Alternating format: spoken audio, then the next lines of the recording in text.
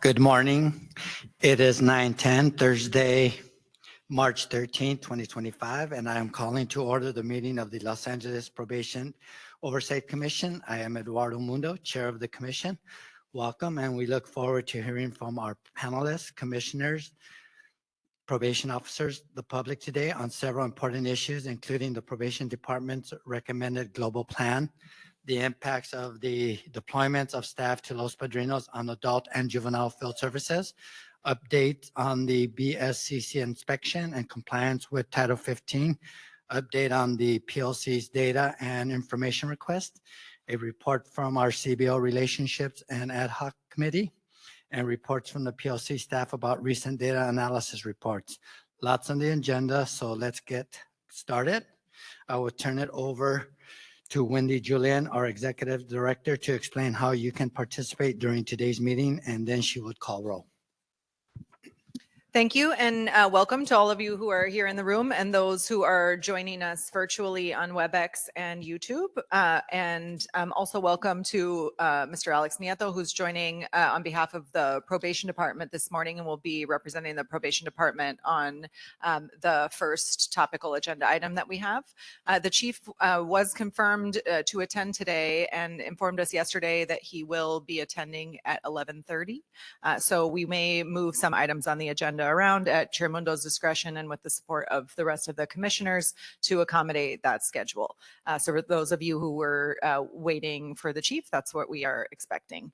As always, the Probation Oversight Commission encourages real public participation in our meeting. We welcome your comments in live here in the room or virtually or in writing today. There will be an opportunity for public comment on every item on the agenda at the end and at the end of the meeting for items that are not on the agenda. The way we'll do this is that Chair Mundo is going to introduce each item. We'll hear any presentation there is to be heard. The commission will have a discussion, and then we'll take public comment before taking any action on the item. If there are more people that want to participate than we have time for, the commissioners will consider scheduling additional town halls for specific issues. We've actually already done that. We have a town hall that we're hoping to schedule for March 19th to continue to talk about the intake process. More about that later. As a reminder, especially to our panelists and commissioners, please remember to speak directly into the microphone so that our virtual audience can hear you. And we'd ask the same of our panelists. For today, I'd like to share the following guidelines that I'd ask for you to follow. Please stop speaking immediately when your time ends so I don't have to interrupt you. Please make sure your public comment relates to the subject matter. Remain respectful of each other and the forum. And any person engaging in conduct that disrupts the meeting is subject to being removed. The way to participate is there are a few different ways. If you're here in person, it's very easy. Just come and stand up next to the microphone and we'll call on you. If you joined via WebEx or the telephone, you need to use the raise your hand feature. It's a little hand icon at the bottom of the screen if you're on the computer or your phone, and we'll add you to the queue. If you're calling in and you want to comment, you need to press *3 on your phone, and that activates the raise hand feature on our end. We'll call on you with your phone number. You do have to unmute yourself, however you're participating. On the phone, you unmute yourself by pressing *6. If you have any technical questions or can't find the hand icon, you're welcome to send a chat to the host and we will help you with that. All commenters will have 2 minutes today unless the chair determines otherwise based on the number of people who want to comment on each item. If you want to make your comment in writing, please send us an email to info@poc.lacounty.gov. And we will post it to the agenda under public comment on the item you're commenting on.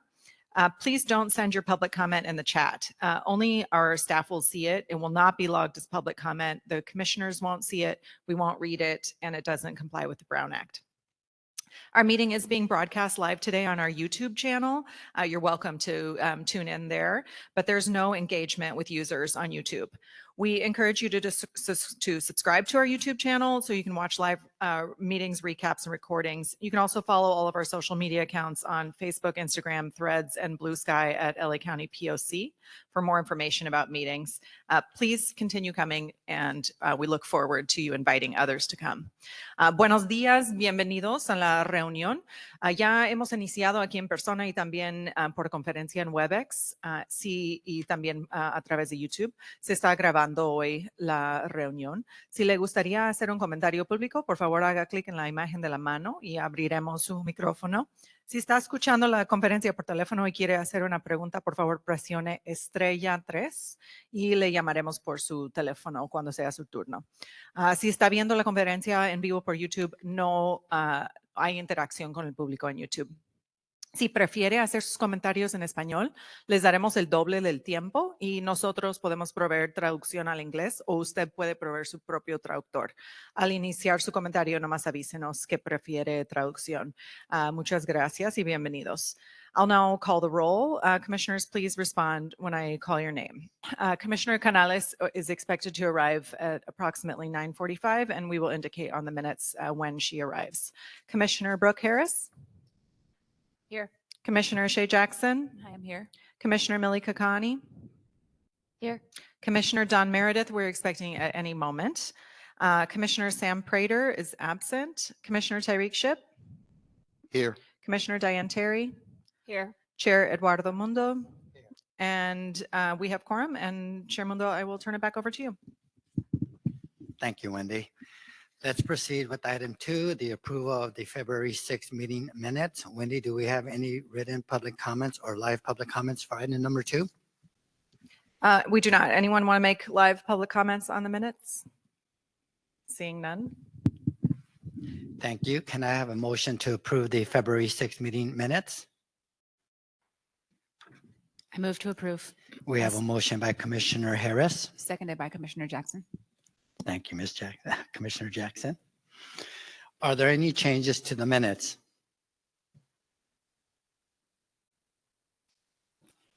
Hearing none. Commissioners, please vote with a voice vote. Anyone opposed? Aye. Sorry. Perfect. So the minutes are approved. So we will be taking a few of the agenda. Informed us yesterday afternoon that he had to attend several different meetings with 3 of the board offices and supervisors. We will first discuss agenda items. So which order should we go? 3? Postpone 4. And then go on to the rest of the agenda in order. So we're just going to skip 4 for now. Great. I think you need to ask if everyone is okay. Any objections? No? Okay, so we will go I ahead. have a question. If we had a question for the chief for agenda item 3, how does that work? We can't address it out of the agenda, right? Jansen, I'm looking at you. So if we I'm asking county council, if we proceed with agenda item number 3, but there's a question that commissioners wanted to ask the chief, but we finish item number 3 and then the chief comes, can they come back to agenda item number 3 to ask him a specific question? So my recommendation would be to hold off on agenda item number 3 until the chief is here, if that's the plan. However, I'm not opposed to coming back to it later on. Okay. We can proceed with agenda item 3. Yeah. Thank you.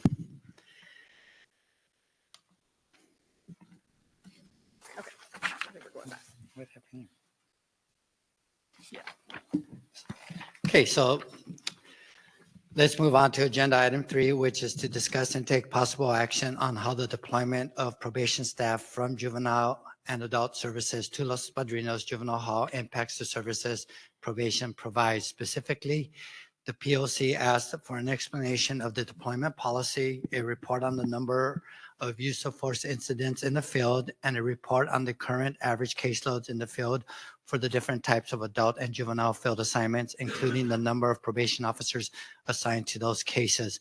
Although the probation department is unable to answer some questions regarding the probation's deployment policy due to pending litigation, we were notified last night that Alex Nieto, acting deputy director over adult operations, can report on the number of use of force incidents in the field and current average caseloads in the field for the different types of adult and juvenile field assignments and the number of probation officers assigned to those cases. We did receive the report on probation officer caseloads, which has been attached to today's agenda. Director Nieto, the floor is yours. Good morning, everybody. Can you hear me okay? As far as use of force in adult field, there were none from January 1st of 2024 to present. And in juvenile field, there were none either. Thank you. Would you like to add anything else for your report, or that's it? That's it. I exchanged a lot of phone calls this week and emails to verify that those were the numbers, and it was 0. Okay, commissioners, are you also going to be addressing the caseload sizes and accuracy of this report? I can. Okay, thank you. Commissioners, questions? Commissioner Kokani? Sorry, just to begin, item number 3, little I, starts with explanation of the probation department's deployment policy. So can we get some specifics as it relates to that? Do you want to answer, or can I will tell you that I was told that the department will not be able to answer questions about that item because of pending litigation. Is there a policy? I can't answer that right now. What kind of questions can you answer? Give me questions and I'll do the best I can to answer them.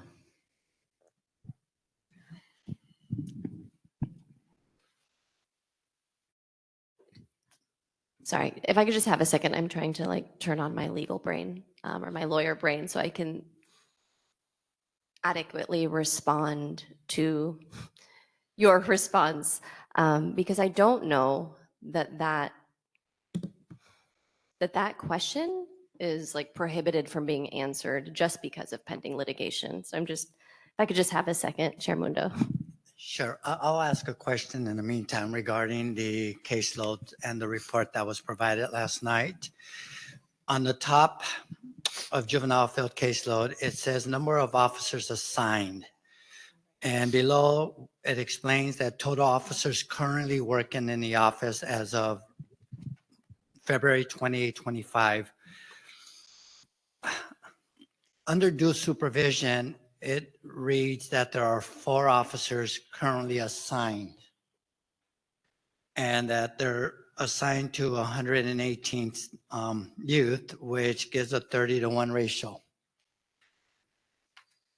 During a recent visit at a field office, I learned that there's actually only 1 dual supervision person and that there are 180 cases. So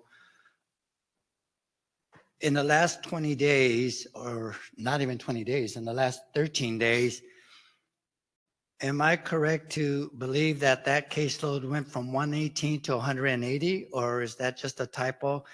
And for all of these numbers, is this report suggesting that if we go and visit the intensive gang supervision director or supervisor, they will tell us that on a daily basis, there are 14 staff available? That number fluctuates based on what staff are back from on a 90-day assignment for work hardening. So if that's the case, these numbers. So those numbers were from that time, February 21st, I believe. So on that day, there were actually 4 officers that were present in the offices with those due supervision youth. To my understanding, yes.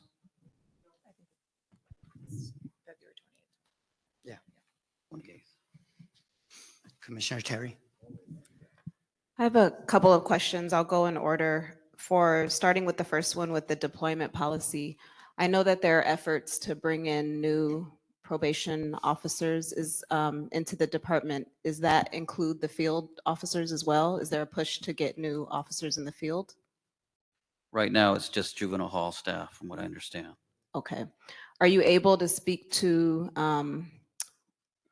how the department is sustaining or addressing morale within the field officers? Is that something you can speak to?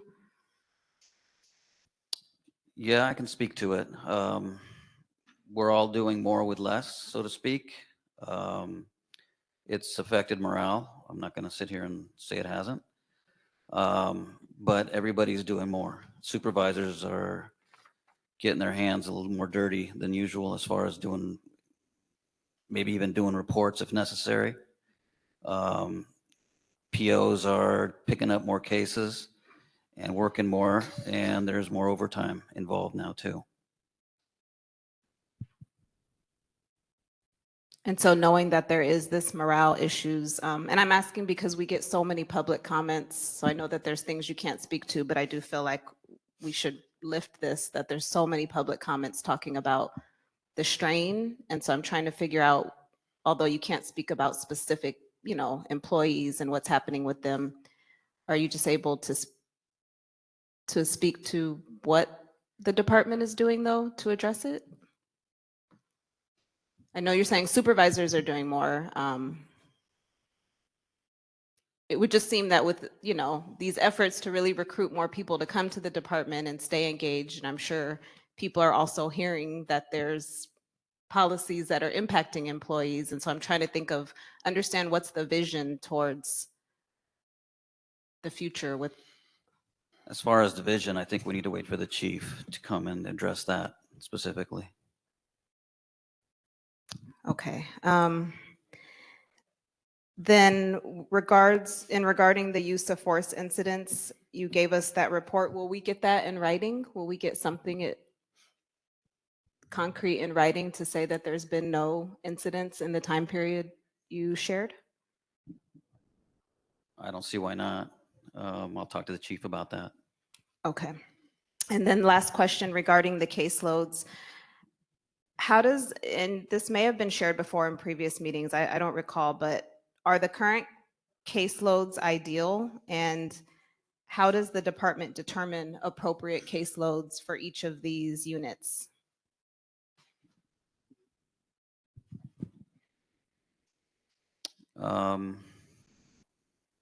As far as caseload size, we're doing more bank type casework in that not as much time is spent with each client.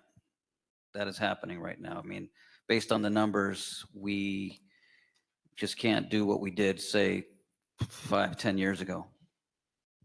Hope that answers your question. How does that affect? I'm sorry. Can I just clarify what you just said? Did you say bank type? Like as in? Based on the numbers, we don't spend as much time with each client. So if you look at the numbers,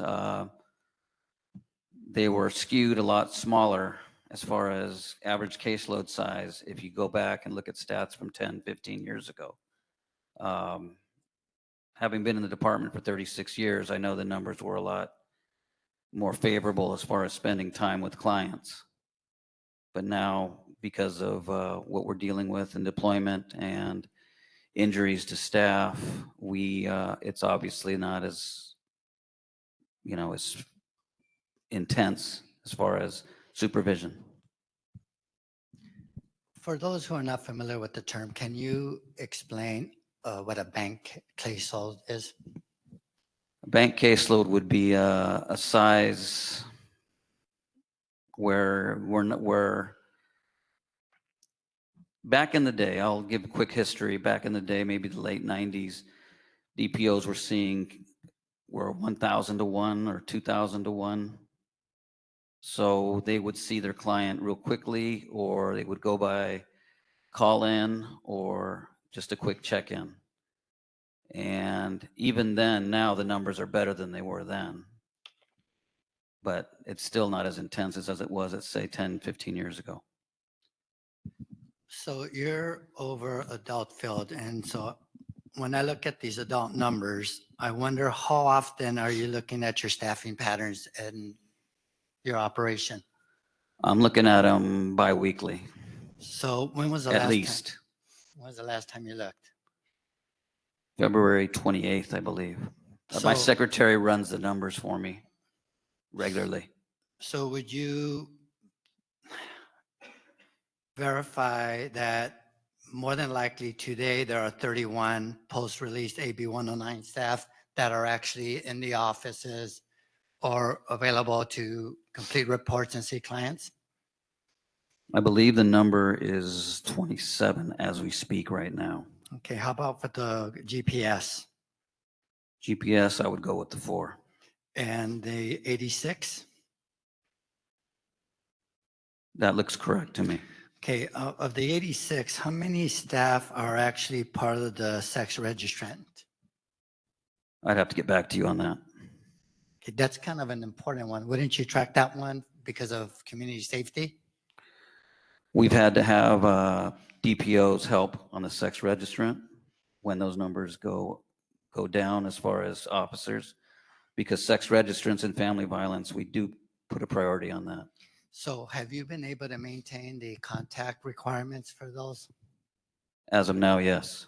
So it is my understanding that there's a required in-home contact once a month and an office contact.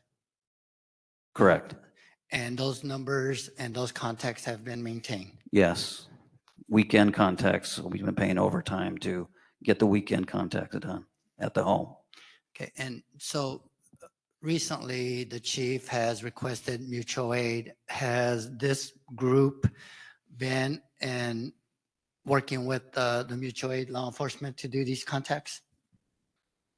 They contact the law enforcement that they'll be out in the field, but they're not with them physically. So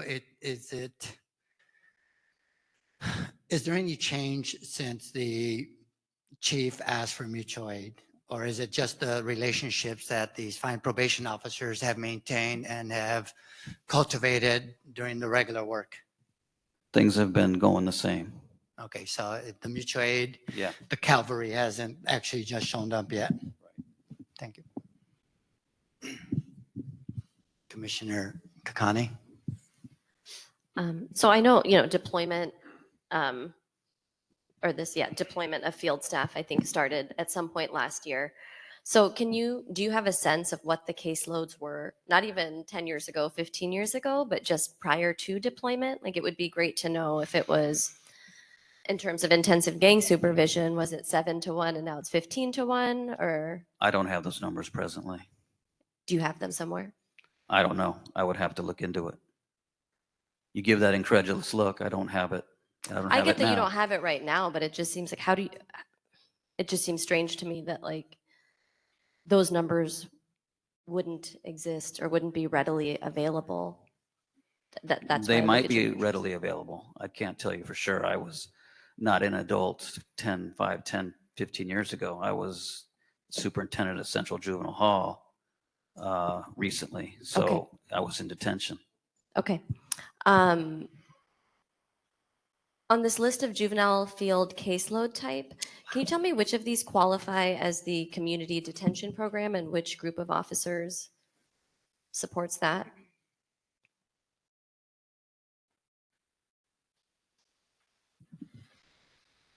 That would be the camp community transition placement. Okay, thank you. I don't think it's on here, sir. That's the, You're talking about CDP? yeah, it's not Mhm. because this is a field service and the CDP would come under detention. You are correct. I'm sorry about that. Okay. So, sorry, just to clarify, so none of the, just because I don't understand the breakdown here. So the folks who supervise young people who are home on ankle monitors, that's part of, you said, the Detention Services Bureau? Is that right? Correct. Okay. And none of those probation officers have been deployed to the hall? They have been deployed. Okay. Do you have a sense of how many CDP officers there are? I know it's not part of this list, or if. I don't have those numbers. Okay. Do you know how many young people are currently on ankle monitors? No, I don't. Is that something that you'd be able to get? Should be able to get, yes. Okay, great. And the reason I'm asking is because based on the probation department's intention to, or stated intention to reduce the incarcerated youth population to, again, reduce the pressure in LP, there was a desire to increase the number of young people who are home on ankle monitors or in the community detention program. So it would be great to know both how many young people are home on ankle monitors and how many officers are working to support them staying out of LP. You also stated that there's more overtime. I don't know if you have any numbers or any data on overtime hours, what that cost is to the department, or anything related to that. I don't have those numbers on me. Is that something that you would be able to gather? I think so, but it's something I'd have to talk to the chief about also. Okay.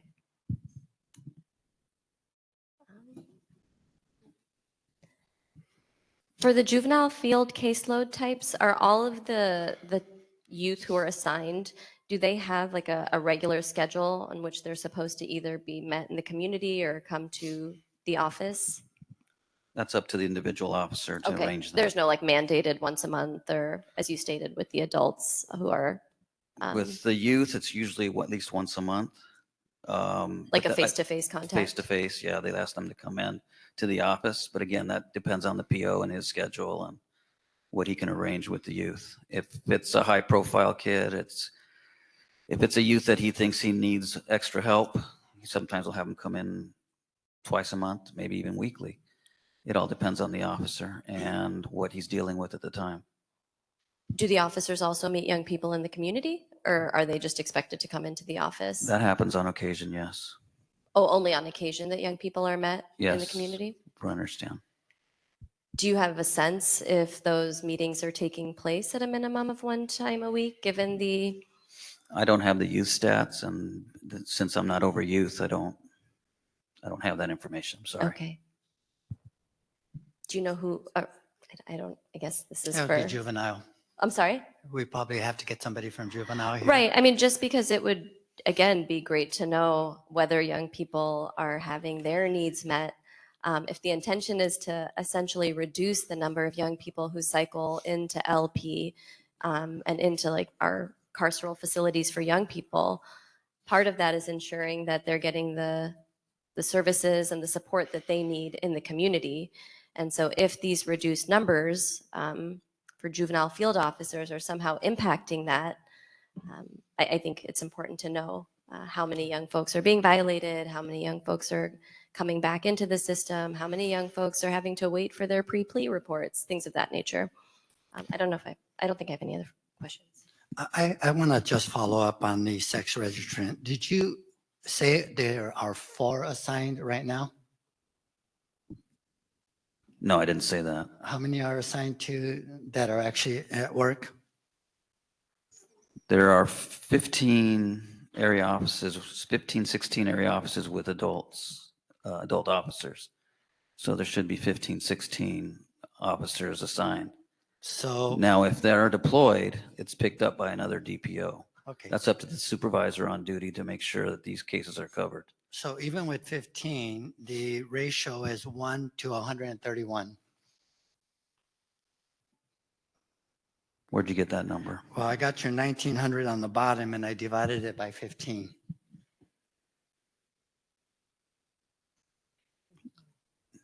No, that's for everybody in adult.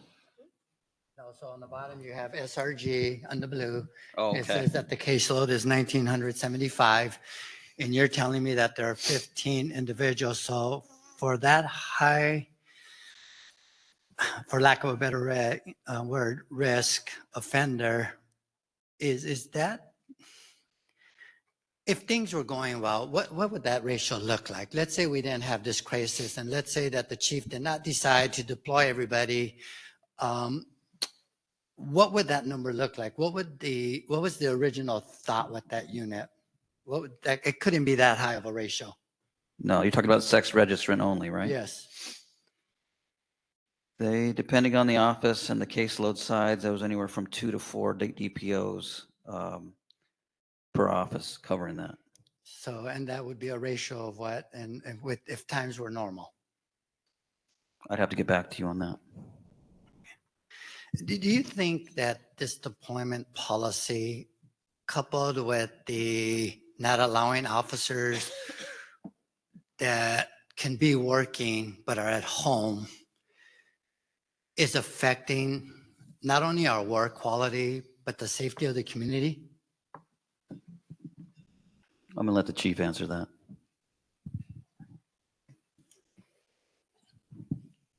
Commissioners? Commissioner Meredith? Oh, sorry, Commissioner. Yeah, I just have a question on the people that were actually doing the field supervision. Were those being conducted in the office or were they actually going out in the field, if you have that number? I could get that number for you, but they're doing both. Those, I'm sorry, ask your question again? Okay, I know special enforcement and the gang units are doing field contacts, but the ones assigned to field supervision, post-COVID, are they still doing it in the office or are they actually going out to the residents and checking on the individual in the field? For family violence, if there is a member of the family that was a victim of the family violence, they're seeing them. And the sex registrants are being seen also in the field. Does that answer your question? But all of the supervision is done in the office then? Correct. Commissioner Ship? Yeah, maybe a quick comment and a question. So, what we're hearing in the community a lot is that young people on the juvenile and adult side, that they have probation officers and they don't hear from them for 3 to 4 months, and then find out they're deployed, and then they get assigned a new probation officer, and it's been 3 to 4 months since they've been checked up on or anything heard about that. Is that something that you guys are internally addressing, or are you trying to fix that issue? Because I feel like that is a public safety issue for young people and adults to not hear from their probation officers for that long of a period. Every case is being reassigned when a deployed officer goes to juvenile hall. So everybody should be seen regularly. Mhm. Now, some have complained, some that they get comfortable with their PO. That's natural. So they complain they haven't seen them in 2 or 3 months. I get that. But they should be getting seen every month. And so is there a notification system? How are you letting people know that they do have a new probation officer or they are on somebody else's caseload? Because what I'm hearing is that people just don't know. They just find out some of them are on the brink of being violated for violating probation. And so how are you letting these people know that they do have a new officer? Sometimes it's a surprise. Just being honest. It's deployment comes upon them, some of the officers abruptly. So due to the safety that we need for LP and the numbers we need for Los Padrinos, sometimes the clients come in and they're told that they're under another officer's supervision. That's not ideal, but that's what we have to do. Okay, I understand that. And I think there needs to be a real conversation around how to notify these people that they need to be seen. Like Commissioner Mundo stated, this is a public safety issue when these people are not meeting their case officers as much as possible. And I'll leave it at that. So I'm going to follow up on Commissioner Meredith's line of questioning because I just noticed that there are 15,800 adults under supervision for family violence caseload. And this is interesting how the department decided to share the data. It's making us work to get the ratios out. And it provides the data when we're asleep on a Wednesday night.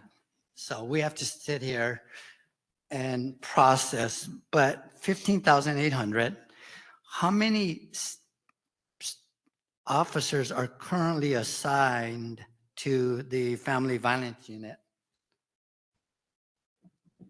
Because I can't get that from the 86 Talking about presently? presently. Yeah, I'd have to get back to you on that. Well, I mean, 2 weeks ago you looked at it, how many numbers would have been, and just a guess, that you would have had supervising the family violence unit? Approximately 40. So that's a 1 to 395 ratio. Correct. You know, for anyone who follows criminal crime stats, well, we know that the majority of violent crime is domestic violence. And to have this ratio just doesn't seem like there's much of an emphasis on safety. I mean, this is 1 to almost 400. That's actually a bank load that it's kind of interesting to see that. But Commissioner Terry? Just to follow up on an earlier question, if someone goes in and their assigned probation officer isn't available or there, where is it documented that that individual did show up? And if they weren't seen, it's because someone wasn't there? Because I'm thinking of what Commissioner Shipp was saying about people maybe being worried about being violated, going back to court. So is that documented somewhere that that's not on them essentially? Yes, it is. It's in apps. It's a computer system where you indicate that the client checked in and was given certain instructions, et cetera. So yes, it is. We'll go ahead and move on to public comment, and then we'll return to commissioners. Thank you. Wendy, do we have any live public comment or virtual? Yes, to begin, we have a number of written public comments that are already attached to the agenda. And if you want to make another written comment, as long as you get it in by 5 p.m. today, email it to us at info@poc.lacounty.gov, and we will attach it to the agenda. We will take we'll take live public comment first. If you want to sign up to give public comment on WebEx, please use the raise your hand function or dial *3 on your phone. If you're on YouTube, you actually have to switch over to WebEx. You can't give public comment from YouTube. So only virtual comment from WebEx. And we will begin with Mr. Pettis. Mr. Pettis, I'm going to set your timer for 2 minutes. I'm turning the volume up on my phone, but I will tell you when your 2 minutes is over. Thank you. Thank you so much. First of all, Chairman Mundo recommends Oh, that. I don't think that's working. Hold on just a second. Try it again. Hello? There we go. Okay, no problem. Please begin. First of all, I spoke with the BSCC and Lisa Southwell. According to her, there's no Los Padrinos report pending. So we're getting a lot of misinformation because I just spoke to her like yesterday. And I said for 2025, there's no inspection report pending. The other thing is Chairman Mundo recommended DPO2 field officers be returned to the field offices. We have violent and dangerous adults. They're not being supervised. Crimes range from murder, robbery, sex offender, child trafficking, and it goes on and on. The gentleman here from probation says that they have officers in the probation officer. There's no officers there at these area offices. Some of the area offices don't have supervisors for South LA. All their supervisors are gone. All their DPOs are gone. Only the director, Ms. Fuller, is there. The probationers have no way to check in, as Commissioner Ships is saying. They go there, they can't check in. And then on the flip side, the probation officers cannot provide services like GPS monitoring, mental health, drug testing, psychiatric evaluation, housing. So if somebody needs housing, they go to the office, they're not being served. Yeah, and that's where we are with that. Thank you. You can begin, Mr. Bell. Good morning. Good morning. I'm Thomas Bell, Camp Vice President. But as far as the field, somebody asked about morale. Morale is terrible right now for the field officers. They're sitting in the halls right now, and they're sitting in camps right now. They're sitting at home right now, and they're not being in the field where they belong. These guys are authorized to supervise our adults. We got thousands of people on probation, thousands, but they've been taken out of their position and been sent to the halls. They've been sent home. The people sitting at home right now, that really baffles me because they can do their job. They're sitting at home because they're not able to work in the halls, but they can do their field officer job and they could be getting the job done. But we're not looking at that. We're sending these field officers to camp now to help out quote unquote, with staffing issues in camp. When we have field, once again, as we brought up right now, people are not being supervised. If we want to send these field officers somewhere, send them back to the field offices where they can do their job that they are qualified to do, that they applied for, that they were promoted to do, and that they are very well doing. The field was going great. The field was amazing. That was the utopia of probation at one point. Then all of a sudden, probation had a great idea. So let's start messing with the field officers, sending them to the halls and sending them there. Now the field is messed up. The hall still ain't passing. And now we're jumping onto the caps. We got to get this together. We got to get our field officers back in the field where they belong, get our hall straight and our camp straight. Moving people around like chess pieces isn't making it happen. Get them back in the field. Let them supervise the people they need to see. Thank you. Thank you, Mr. Bell. Good morning. Okay. Good morning. So I heard several commissioners asking some good questions about domestic violence and sex register or something. I want to share about my experience though. I came from an Asian country, and then my father is actually domestic violence. So what they did is that he was in prison for 3 years, and then after that 3 years, me and my mom, we never ever experienced any problem about anything about domestic violence anymore. I wish our commissioners can do some research on how Korea, Japan, China, Vietnam, they are dealing with their domestic violence. And then what is the reason that their domestic violence rates are literally 1/10 of the United States domestic violence rates? What's the reason?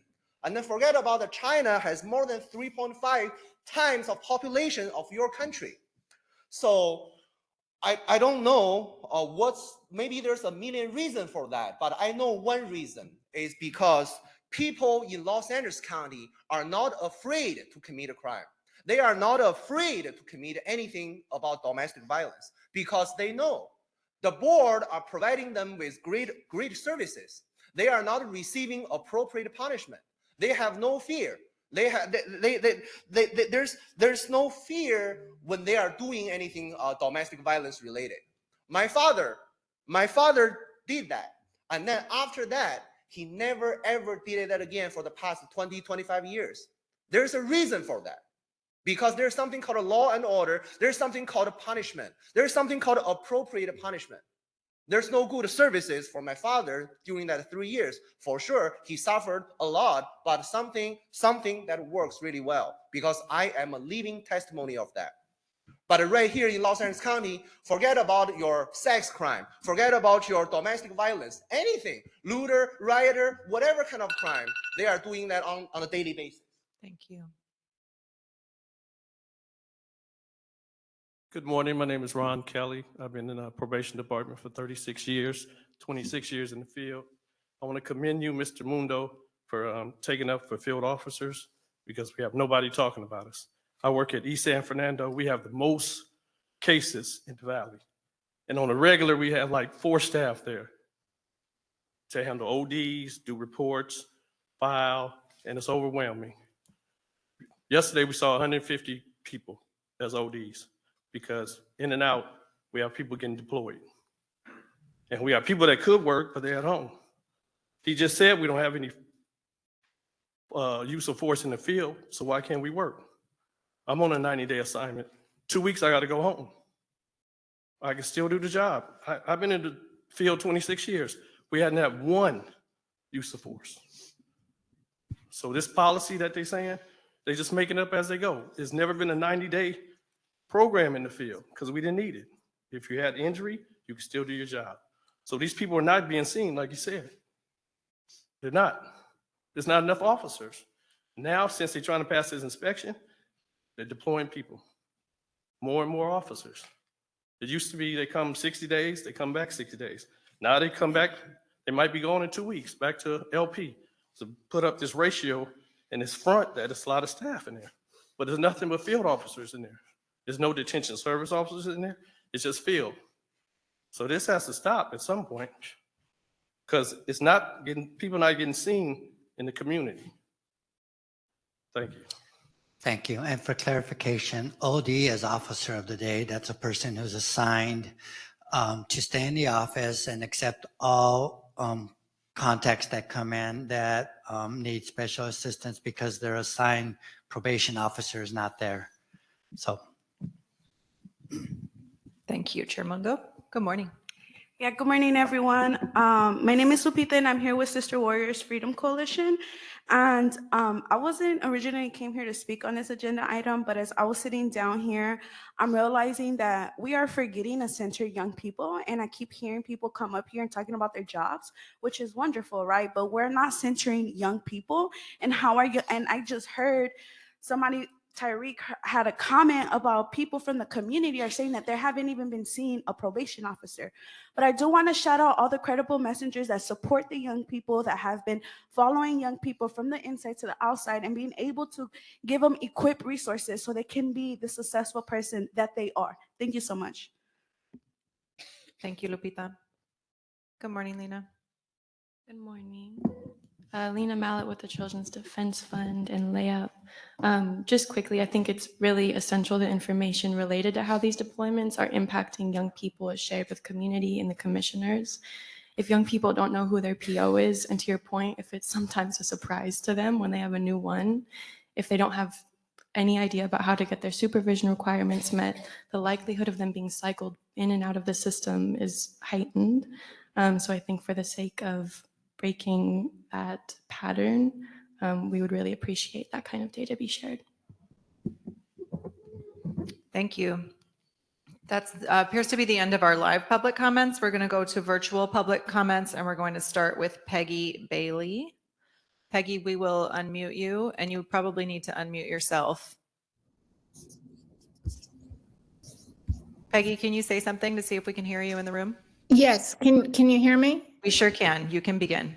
Okay, great. I just want to go back to an exchange that Commissioner Terry had with the gentleman from probation. And it sounded as though, you were agreeing with her that the department is not providing mental health intervention or support for the morale of the current employees. And so in my mind, then the pool of potential applicants who know about that and who hear about that probably would feel somewhat deterred from applying to a position where there's no support from administration, from the department for their employees. Would you agree with that? That potential applicants would be deterred from applying for those positions? Let me answer. I can.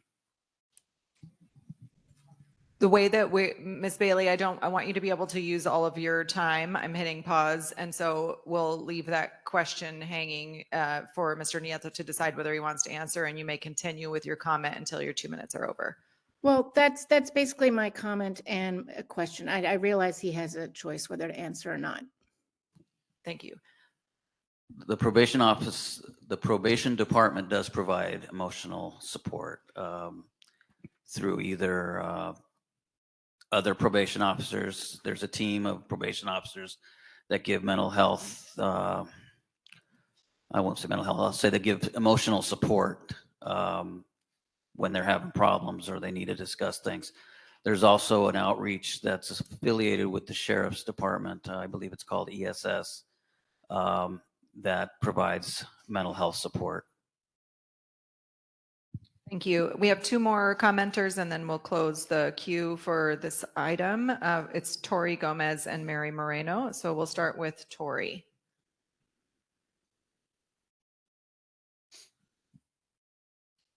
Tori, can you hear me?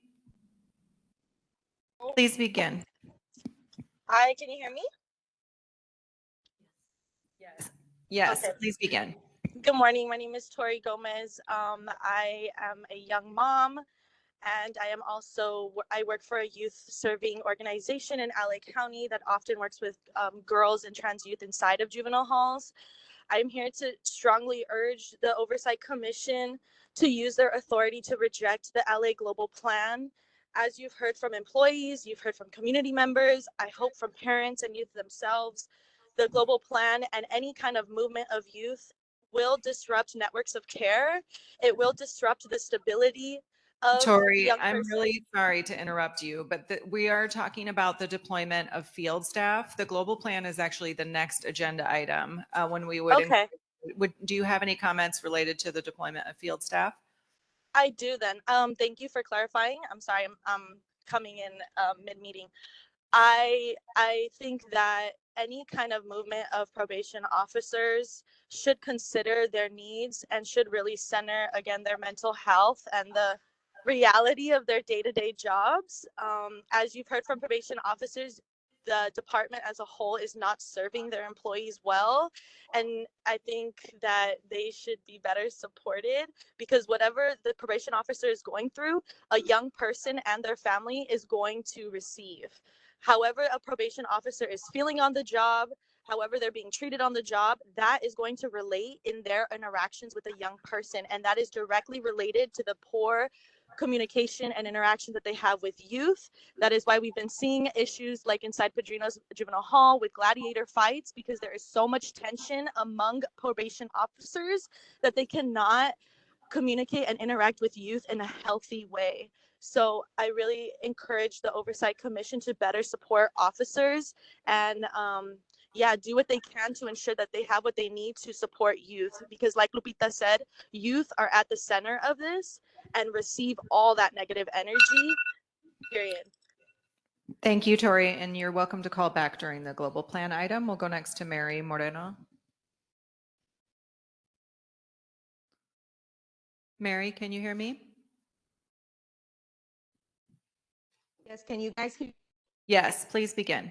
Yes, hi, good morning. I work in Brown Services and we work a lot with the youth that are on probation, especially at LP.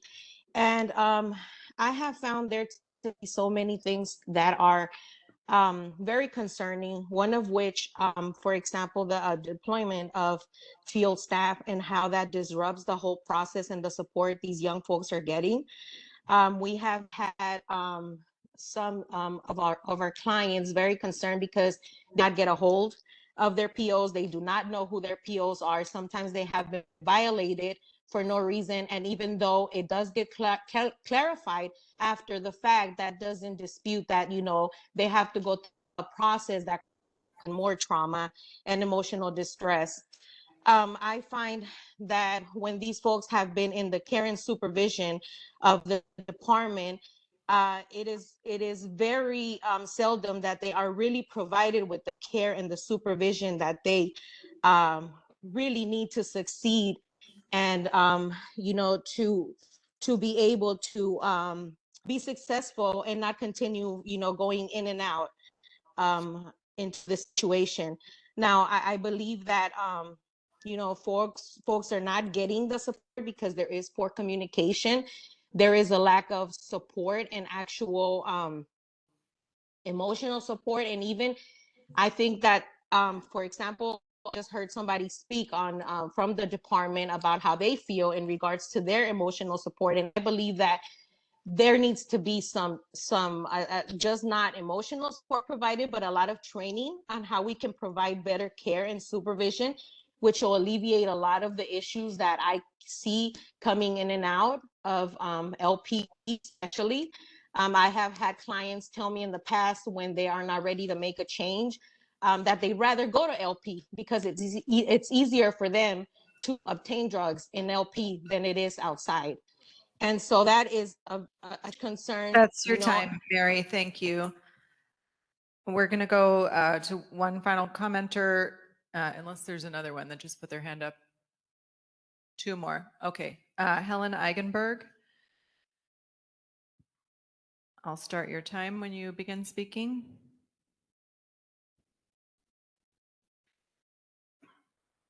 Helen, can you hear me? You hear me? Yes, you can begin. Okay. Sorry. Thank you. Good morning. It's Helen Eigenberg. Sitting here and listening to this report and hearing what's happening with the field officers, I just keep thinking about it's now April. And Los Padrinos has been deemed unsuitable since December. It feels like we have made no progress. I worry about the mental health of the field officers and how they are just pushed around. And then what's the training that they have when they actually do go into Los Padrinos? Are we putting people in positions and in situations that they're not really trained to handle in a good way? I want to second what the public commenter Tori said. And what happens is when people are in positions where they're not well trained and they're not getting mental health support and they're doing jobs that they're not trained for, then that trickles down to the youth. And once again, who is suffering? It's now it appears everyone is just in a really horrendous state. And it's so disheartening to sit here and listen to this the gentleman from probation. Thank you. In answer to your question from the last caller, yes, they are getting full training now. They're getting trained in use of force, first aid, CPR, OC spray, etc. Thank you. We will go next to Odalis. Odalis, you can unmute yourself again. Morning, everyone. Can you hear me okay? Yeah. Okay. My name is Odalis Abreu. I'm a domestic violence advocate and a batterers intervention facilitator. As an advocate, I call to action more communication between victim services and probation to address those who are on probation for domestic violence. I'd also suggest looking into women and youth who have used force and conducting more research on women and youth on probation to find alternative supportive methods when speaking of domestic violence. Again, I call to action a partnership between victim services and probation, as this is a possibility for support on issues with supervision that have been constantly mentioned during this meeting.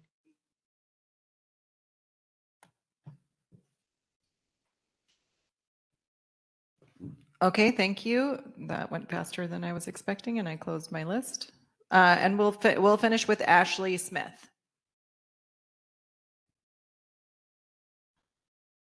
Hello.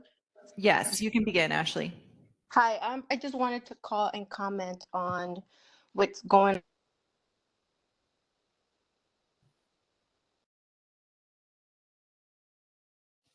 Is that on? Ashley, you muted yourself.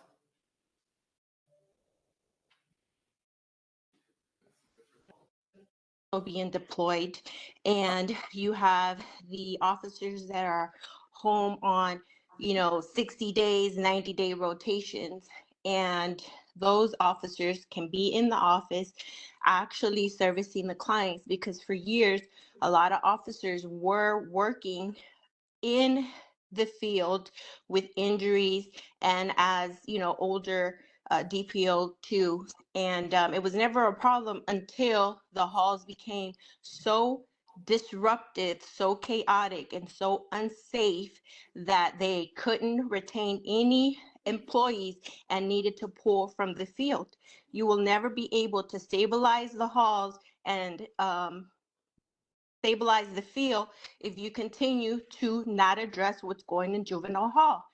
Stabilize the halls and you will be able to retain the employees there so that the field officers can go back to work. It is very foolish to think that one officer in the office can service a client correctly when we are dealing with clients that have mental health issues, domestic violence issues, drug issues, and we're just creating a worse problem by having our field officers at home when they could be at work servicing those clienteles. Thank you very much. Thank you. That's the end of our public comment. Commissioner Mundo, can I, oh, actually, okay. Let me just say, Commissioner Kakani, I know I haven't had the opportunity yet to explain our new process for requesting information. I'm doing that in a future agenda item today, but I do have 2 requests that you made of the department. If you would like to consider making those formal requests in the version of a motion. You certainly have, that's up to you, but also Chair Mundo, you can take whatever order you want to do. We'll hold off until we complete our comments and concerns from the commissioners, but there's one thing that's been going through my head, Mr. Nieto, Director. So let's say Officer Jones at San Gabriel Valley gets deployed, gets injured 2 weeks in, and needs some accommodations. I get the sense that that person will be placed on restrictions and be sent home after they actually showed up to help the cause. What assurance do the officers have that once they do agree to go to the hall and help out, that they will not be treated like their colleagues and on the way to retirement, forced retirement, or forcefully use their times? I mean, I wonder about that. I mean, why would somebody help if on the back end there's a risk of jeopardizing a career that they love? What specifically is your question?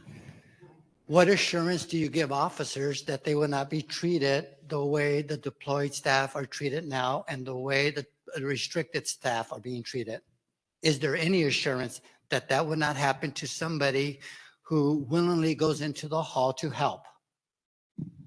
As you know, having worked through probation, Mr. Mundo, there is no positive, there's no assurances that something might go down as far as a fight or a disturbance or something where somebody might get hurt. We So- can't, that's not possible But that's in not that the question, though. environment. What insurance is there for the officer who does get hurt that they will not be treated like their colleagues are being treated? If they go to the doctor after being hurt, get a note of restriction, they have a job they left that they were doing and can do restricted, what assurance do they have of going back to their job and not being sent home to burn their time? Do they have any insurance of that? There's no assurance. They get on a 90-day rotation. So, Commissioner Meredith. Okay, for my clarification, they're peace officers, but they don't have safety retirement, right? So therefore, they're not entitled to 4850 time? They don't have safety retirement. They Okay. can go on workman's comp. Okay, I'll get back to you after later. Commissioner Canales, welcome. Hi, good morning. Thank you so much. And I apologize to the public and to my fellow commissioners for being late. I was able to review this morning since we got it last night. And, what this shows me is operational chaos, staff demoralization, legal risks, and public safety concerns. But what my question is I've been asking for months because I've been on site at Los Padrinos. I've been hearing about the deployments. I've been hearing about the chaos. I've been hearing everything. And I raised it at several meetings. And as a matter of fact, Chief Deputy Epps has, in a sense, kind of reassured, some of the information that I was being given was not true. And so what my question is was this data just made available even to you all? Because since we just got it late last night, did you just come across the numbers that verify that everything that the deployment officers and the probation officers have been saying is true, is valid? Because by these numbers, it's true that everything that has been the cry for months now, from calling in to hearing on site. So is probation and the chief probation officer himself just being made aware of the numbers? Because since there's been a reassurance of how smoothly things have been going, and do you feel somewhat shocked by the numbers? I'm aware of the numbers. I've seen them for the last 2 months. I can't speak for the chief. I'll let him speak on that himself. And as far as juvenile, I can't speak to that either because I'm not in juvenile, obviously. Commissioner Meredith, or I'll let Ashay go, then I'll go. thank you, Commissioner Sure, I Jackson. have a comment and then maybe a question for Mr. Nieto. I think we all know that it's probation's mission to enhance public safety and promote behavioral outcomes for probationers. And I think we can all say with conviction that that isn't happening, and you're not able to speak to that. I understand, I guess. But my question maybe is, are we able to conduct a survey amongst probationers to really understand where, like, the magnitude of the impact of the deployment strategy and or policy, so that we can have more objective feedback about where, like, how effective the services are or are not? Are we able to do that? Maybe that's a question for commissioners rather than, or maybe it's a question for everyone, but I'd like to get more concrete feedback about how it's impacting probationers.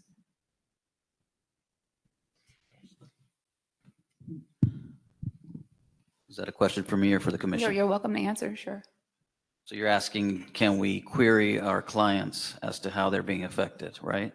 Mm-hmm. I would have to talk to the chief about that. That's something that we probably could do. There But are I'd ma- have to talk to the chief about it. I'm taking notes. Sure. I think there are many people here issuing public comment and speaking on the behalf of probationers. But it's ideal that we hear directly from them and solicit feedback. And we want to know what they're receiving and what they're not receiving. So if you could take initiative, sorry, that'd be great. But I also think that maybe there's a step for us to take, POC. I'll take it back to the chief and we'll discuss it. Commissioner Meredith. Okay, now I can go with my lengthy part here. We're an advisory body. Having said that, we have oversight of both adult and probation and juvenile probation. The concerns I keep hearing are about the public safety, both for in the public and in the facilities. We have staffing issues that are occurring for a variety of reasons. This is a very complex issue. And now that I find out that our employees don't have 4850 coverage, that explains a lot to me. And I'm not sure the solution. Oh, I'm sorry, 4850, for those who don't know, that's for public safety personnel, fire, peace officers. When they're injured in the line of duty, they can have up to a year off with paid leave, not 90 days and then going on unpaid leave, which is now contributing to our morale problem, I believe. They do have 4850 leave. I thought you said they didn't. We don't have safety retirement, but They do get 4850 up to a year. yes, 100% pay. Is that what you're talking about? Well, I'm not saying I understand the 90 days then. That's if the workman's comp was not picked up. Okay, well, From what then- I understand. Okay, then this is a problem I brought up to the Board of Supervisors, to the 5th District, on the vendor that does the workman's comp. That's created a lot of the delay. So a lot of it's a complex problem. I'm not sure that I know the solution, but I think the unions need to step up and try and figure a suggestion and plan of how we're going to do the staffing issues, field otherwise. We also have to consider that, I know they say they can work out of the office, but they can't leave the office to go out and meet the client because there is an inherent risk if they have a light duty issue. So like I say, I'm looking for solutions. I'm not asking for questions. I'm just looking for solutions, both on the part of the administration of the department and the unions, to find a common ground so we can fill these positions. Plus, for the public that's listening, we do have 1,100 openings if you're interested in coming to work for this great organization.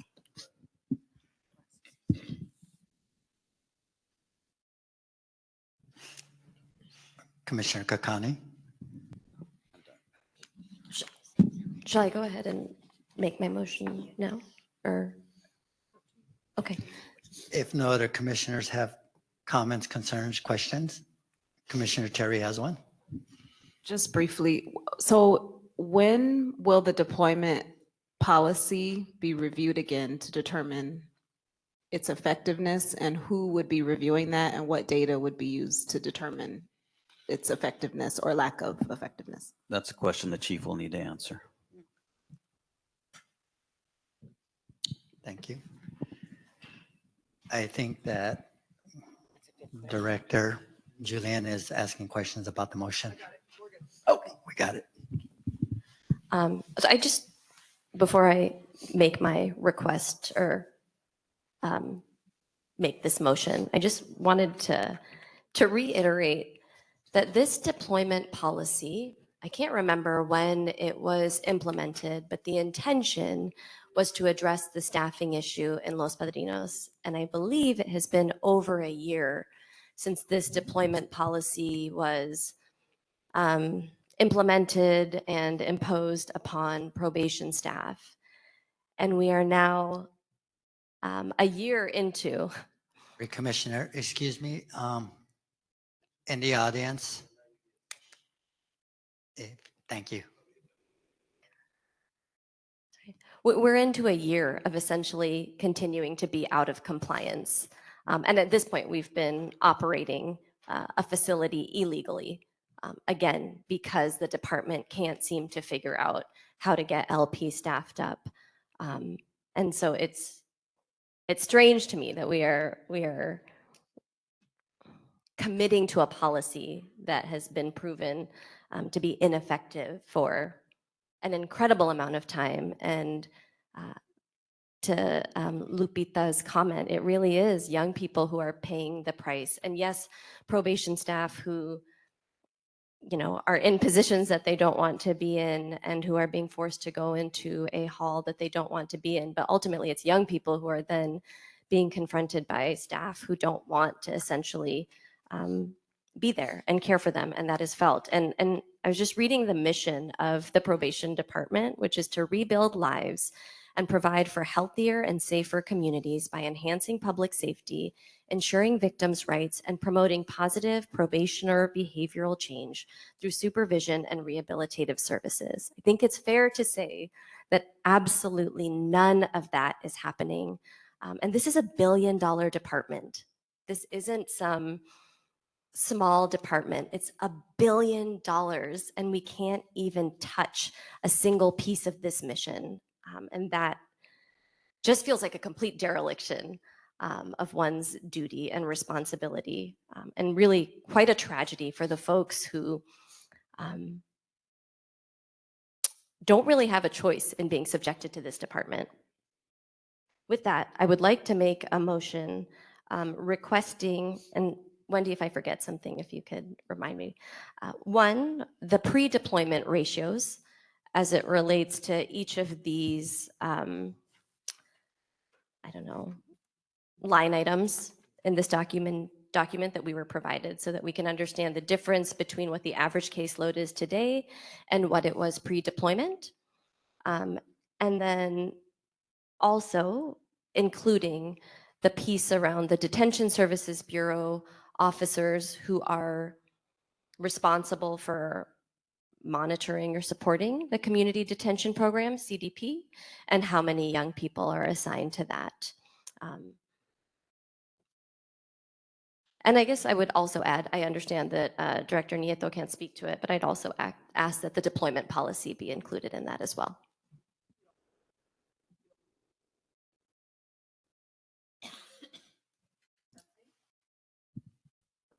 You also asked about overtime costs. Thank you. Yes. And if we could add overtime hours costs as it relates to field officers being deployed and what that means for those who remain in the field.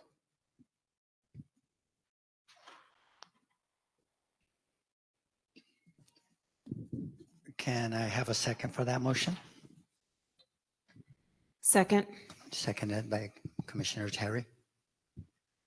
Thank you. So for purposes of the Brown Act, we do need to again ask if there's public comment specifically about Commissioner Kakani's motion, seconded by Commissioner Terry.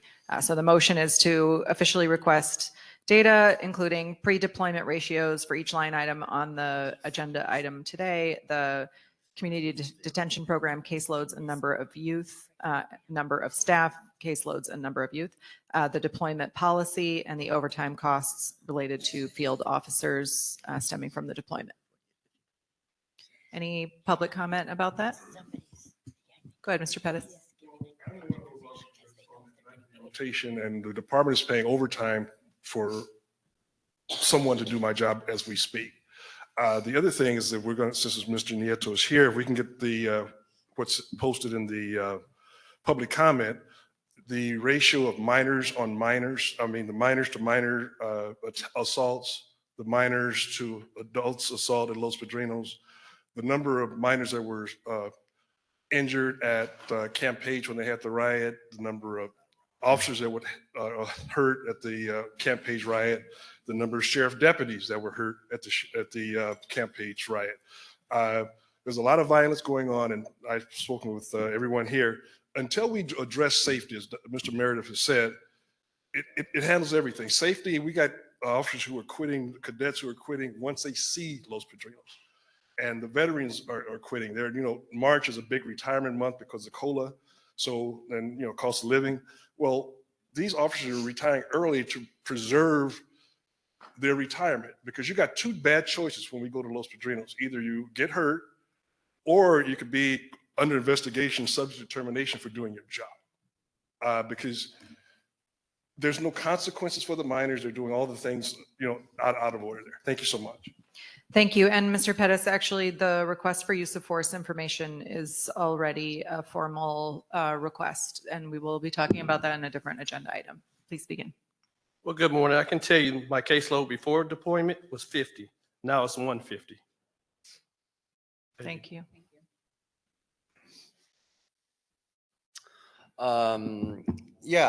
So I just heard this gentleman just talk about is, the situation at the LP is very bad.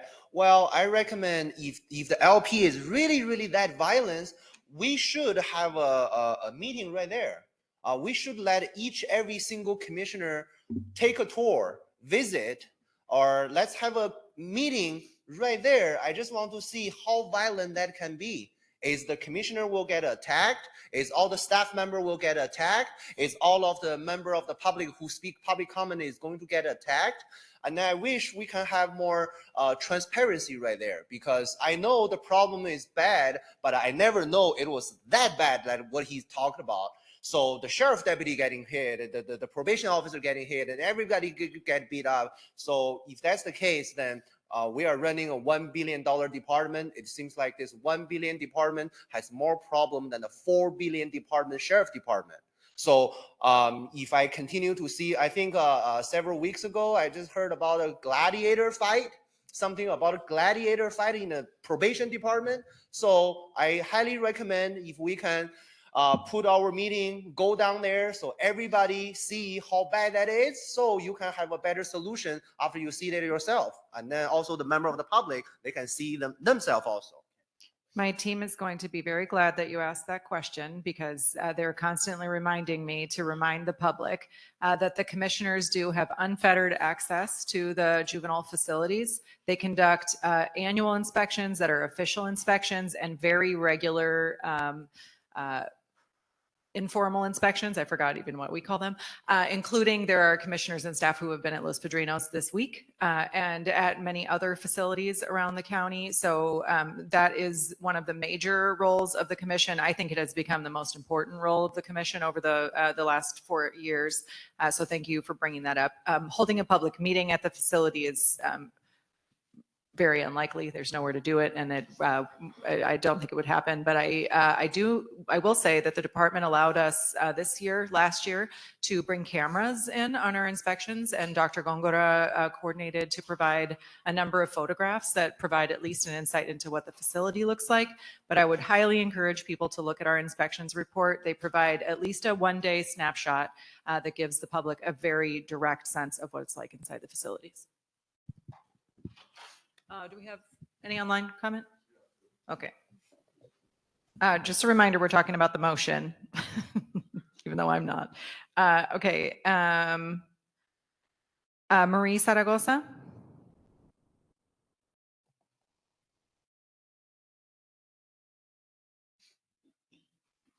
Marie? Can you hear me? Yes. I would like to ask the commissioners to ask for real caseload numbers for field officers, not just on paper. In some instances, there are only 2 field officers left in the office. Those 2 officers are covering the entire field for that office, not just who's assigned to a certain caseload, because there's a lot of officers who are assigned to caseload who are deployed now. So even though that probationer still may be assigned to me, I'm not seeing that person because I'm in the juvenile hall. So we need real numbers, not just numbers on paper or just people who are assigned. We need real numbers. Thank you. And now we'll go to Tori Gomez. Hi, yes, this is Tori. I just wanted to say that although I appreciate the motion to further inquire and confirm the data, I do think that it's a waste of time, because you have a plethora of professionals and people who have hands-on experience telling you the issues but you just don't trust it and need to see data. So although I do appreciate further inquiry, I do think that it's a waste of time, and we already have the information that we need. We have the solutions. The Care First Jails Last model book provides a clear description of what needs to be done. And you have on this commission commissioners who have life and professional experience that you can lean into to provide the solutions. Although I appreciate further data and inquiry to confirm what the people are saying, I encourage the commission to trust the community, trust your people, trust the probation officers, and stop wasting time and make a decision and move forward, because youth, family, working professionals, their day-to-day is being impacted 24/7 while we waste time and count the numbers. So thank you. That's my comment. Okay, that is the end of public comment. Any Commissioner Jackson? I just have one quick follow-up question to the public comments. I mean, the ratios themselves, some of the line items are already concerning, but is there a reason why comments suggest that the actual caseload assignments are deviating from what people are actually doing, their actual workload? Is there a discrepancy between the two? And if so, why? I don't quite understand your question. Yeah, so the public commenter said that even though the numbers on paper might suggest that the caseload is one thing, her actual caseload, which she's also actually doing, is more. Is there a reason why those numbers are not the same? The numbers would be the same. The numbers aren't going to lie. They were actually procured on the 28th. That was what was accurate then. Now, some offices may have 8 officers. Some may have 4. Some may have down to 3, 2, just to be real with you. And that was all promulgated in one number. Is there a chance that the caseloads are a lot more than what's on paper? I know you're saying it's No, I not, don't, but it sounds like I it. don't think so. I mean, I know I can speak for adult because I'm an adult and I've seen the numbers for the last 2 months and these are accurate. So this is broken down into 5 areas for your operation. And it seems to me that if you were to walk outside, get on your phone, call the 5 areas, you would get the numbers that you need. What surprises me is, first, this was so late. Secondly, that it's 2 weeks old, which means this could have been shared with us a week ago, 2 weeks ago, but he shared with us the night before. And someone who has worked probation, this is 5 calls to get this updated, so we're here with the right numbers. It's just mind-boggling to me. So is it possible for you to walk outside during our motion and just get accurate numbers for adult?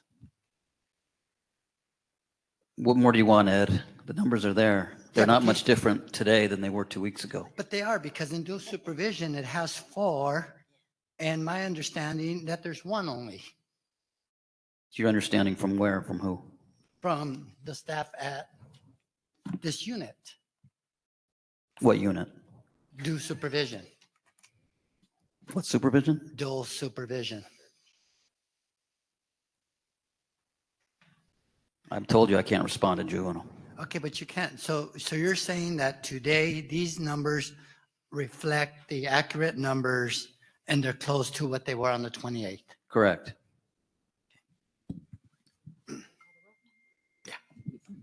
Okay, I am going to call the roll for a vote on the motion to formally request information regarding pre-deployment ratios for the line items on this report attached to the agenda. Community detention program caseloads, including the number of staff and number of youth, the deployment policy, and the overtime costs of deployment in the field. Please respond with yes, no, or abstain. Sorry. Commissioner Canales? Yes. Commissioner Harris? Yes. Commissioner Jackson? Yes. Commissioner Kakani? Yes. Commissioner Meredith? Yes. Commissioner Prater is absent. Commissioner Shipp? Yes. Commissioner Terry? Yes. And Commissioner Mundo?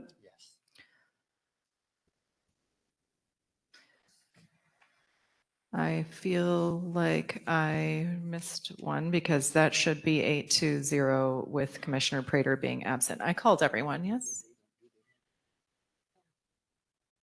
Thank you. I did not call You called me. Kakani? You I did. called me. Okay. Sorry. Just a quick question. Do I need to state a date by which I want this?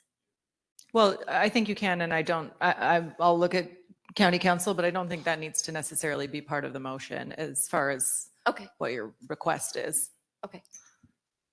Can I just add to that? I do think it needs to be part of that motion because we've been down this road before. Commissioner Meredith just said it does need to be part of the motion since we've been down the road before. Should we, even though they already voted? You can raise the second motion. I think that's what we got to do. We voted on that one. Yes. I'll raise a motion that we provide a due date.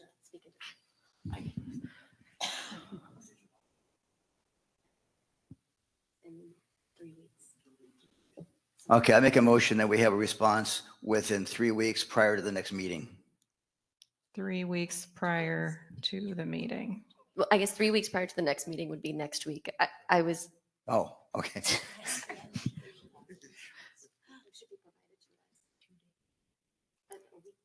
Should be provided to us a week before the next meeting. Okay, which would be Thursday, April 2nd. I'm totally guessing now. Is that right?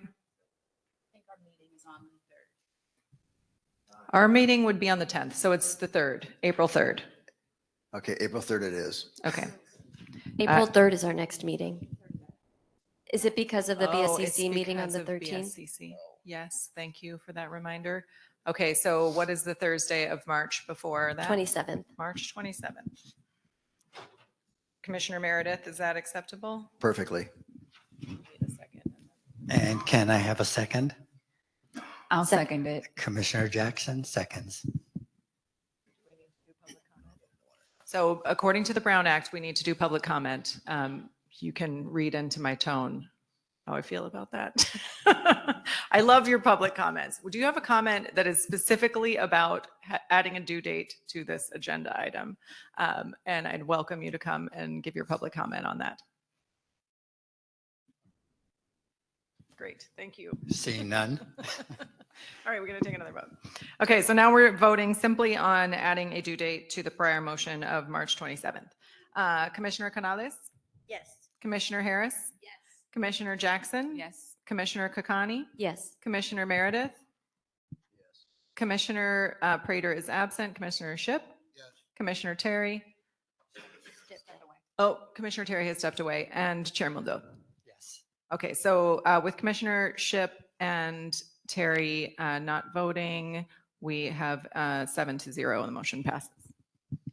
And I think, do we need Director Nieto for anything else? I don't believe so. Thank you, Director Nieto. Good seeing you. Thank you. That's it. Okay, we are now going to move to agenda item 5. Remember, agenda item 4 is going to be visited when the chief arrives. For agenda 5, we will be discussing and taking possible action up to and including voting to direct the Office of Inspector General to issue a subpoena for outstanding data and information. As part of this agenda item, the Executive Director of the Probation Oversight Commission will share about our new process to request and receive information from the Probation Department and share information about outstanding data and information requests. I'm pleased to say that all the outstanding requests that were potentially subject to subpoena have been fulfilled, with one exemption related to use of force data. Wendy, please explain the new process and the item that remains outstanding. Thank you. I would like to thank Commissioners Harris and Kakani for meeting with staff after the last meeting to discuss the development of a revised process for requesting information from the Probation Department by the Probation Oversight Commission. Part of the reason was that during the last POC meeting, there was some discussion about whether things had been asked for or not over previous meetings. And some of those things had been requested in the meeting. And at times, a representative from probation may have indicated that they could provide that, but they weren't made officially. So we had a relatively long list of items that had been requested either through motions, but not clarified, or requested at meetings, but not officially through motions. And so the decision was made to, rather than do the somewhat informal weekly update email that my staff has been doing over the past few years to probation with the outstanding requests, turn this into a much more formal process, which we did actually to help the department in terms of laying out exactly the items that have been requested, what their status is, and what the potential status at the next meeting is. You will see that in a memo, and I will do this memo every month. It's attached to the agenda. It was dated and sent February 24th to the chief, and that memo outlined the very specific items, including those that were already subject to an official request and might be on the agenda for a subpoena, those that had that were subject to a specific request but were not yet due, and those that had been just informally requested. And I would like to say a sincere thank you to the department for going through this list and returning to us all of the information on the list, with the one exception that I will discuss in a minute. So that included all of the formal and informal requests have been submitted. There are two items on the list that were brought up as informal requirements that the department asked for more clarification on. One of them was discussed at length at the last meeting, which is an organizational chart. The POC has been provided an organizational chart. It has been shared with the commissioners. It was provided in January, or I actually don't recall exactly when it was provided, but it's dated in January, and it is mostly correct. There have been a number of staff changes since January, and so my understanding from the department is that they do not have an updated organizational chart that's newer than that one, but they know that there is a request that when they have it updated, they will provide it. What is not up to me and is up to the commissioners is whether that is a satisfactory response, or if there's other information that you're interested in related to the organizational chart other than just getting a new one. The second item is something that Commissioner Shipp has brought up actually at a number of meetings, which is about the decline in population at Los Padrinos. So there has been a remarkable decline in population at Los Padrinos from December until now. It's happened somewhat gradually, but was very much expedited by the implementation, according to probation, of the detention reduction plan. Commissioner Shipp's question was, let's see what the numbers are. I don't mean to put words in your mouth, Commissioner Shipp, but where did they go? So how did you reduce it? Did you reduce it by sending them to other facilities? Did you reduce it by reducing intake? Did you reduce it by releasing? And a request for that data. The department asked for more clarification on that. And in looking back at the minutes, I can see how the department could definitely benefit from a more specific request as to the data. It's something I feel like I understand it, but I didn't feel like I could write it down without the commission weighing in. So you may choose to make a formal request for that information today, and then the department has expressed a willingness to respond to the specific data request. I'm very pleased with the way that this has gone with the publication of this memo. I think it increases transparency. You can all see what's been asked for and when. It helps the commissioners to know what has been asked for and when it was received and what's complete. And then also helps to make sure that when there are items that are not received, that the commission can proceed as is necessary. So there you will see on page 1 of the memo, there is one item that is not received. It is related to the use of force data. At the last meeting, you heard Deputy Chief Epps say that they have the probation department has decided that the request for the use of force data will be going through their, it used to be called civil litigation and it has a different name now, and I can't pull it off the top of my head what the new name of the division is called, but their civil litigation department would review the use of force data request because of potential conflicts with pending litigation. And I was actually hoping that we might receive some of that data. I should say some of the data was received. There was a small amount of use of force data that was received and published on the agenda last month. Nothing since last month, but there are at least 3 items that include some breakdowns that are listed on the motion that is also attached to the agenda. That is what has not been received. So at that point, I get to stop talking and you get to take over about how you wish to proceed on the item that is still outstanding. That is absolutely a question for the commission. And also I'm welcome to answer any questions or take any feedback from you about this new process for requesting information. Thank you, Wendy. Commissioners, questions, comments, concerns?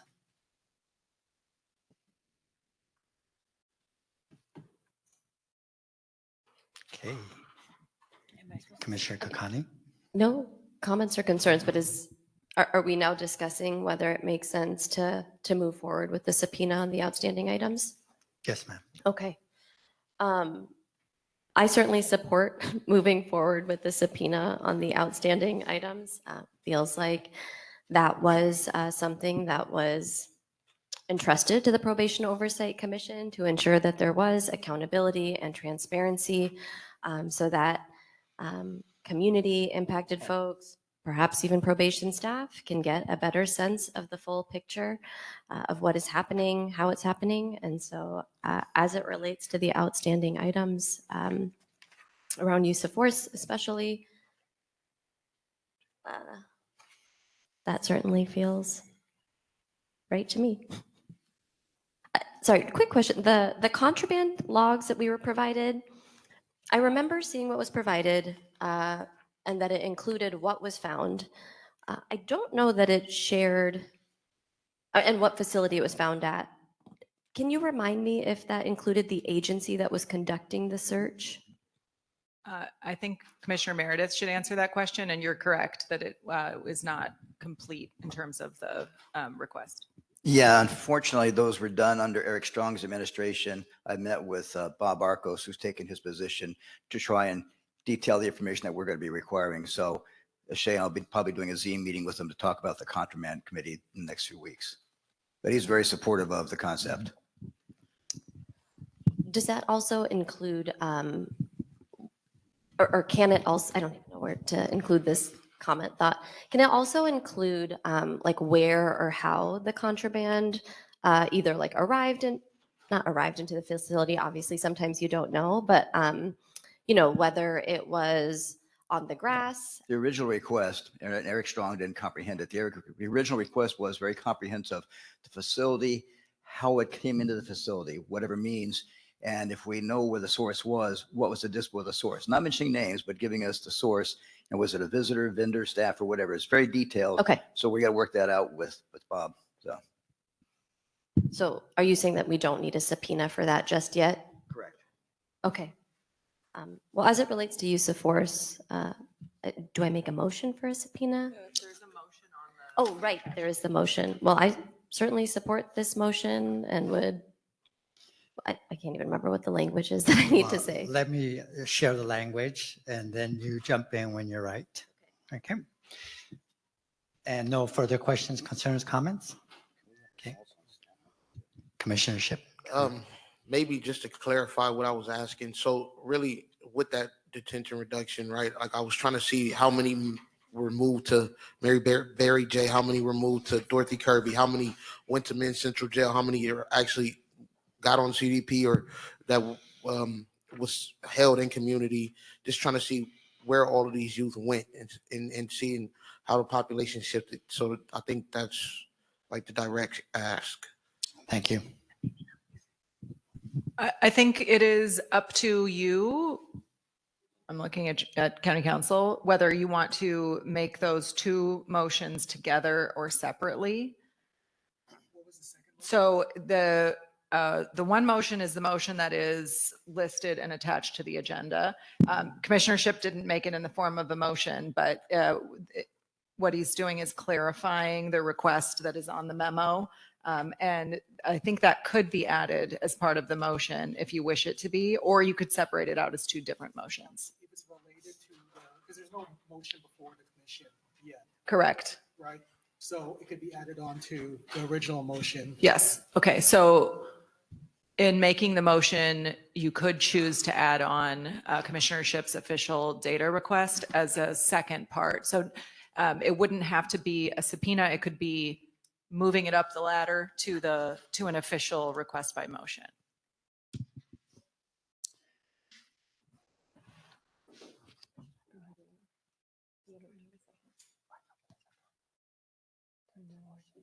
Only this one is attached.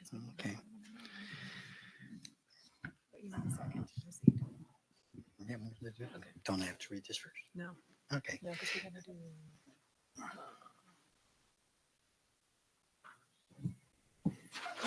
So this is up to you.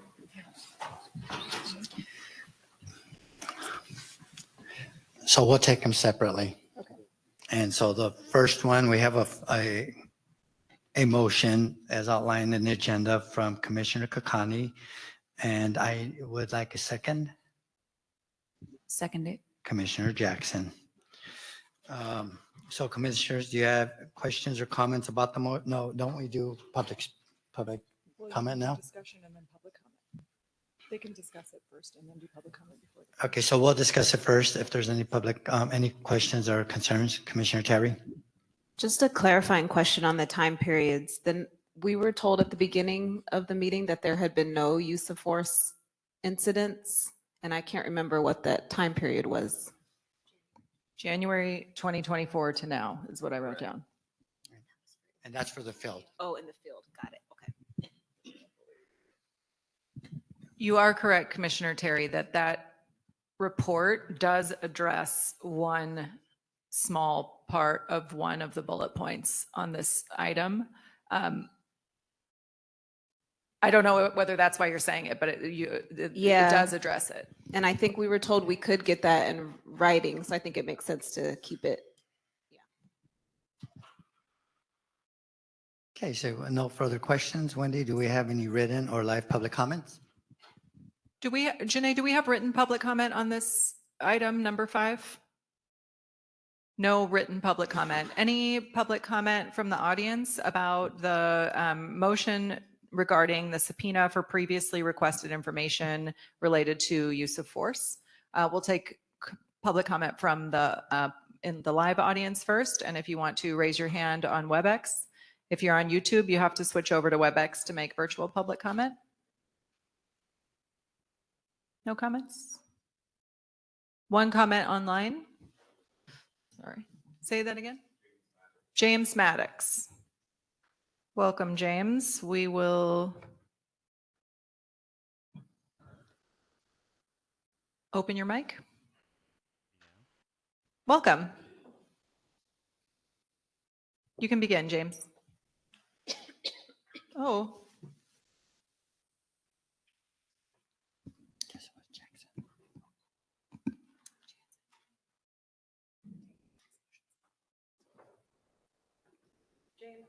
James, I'm not sure what's going on with your connection. I could hear you and then you have.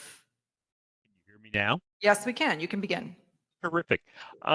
Not being one of Bill and Irene's brighter children, I'm confused. You said that the probation department was unable to provide you with a table of organization. However, if you take a look at volume 1 of the LA County budget for 2024 to 2025, there is a table of organization for probation. I'm confused. Thank you.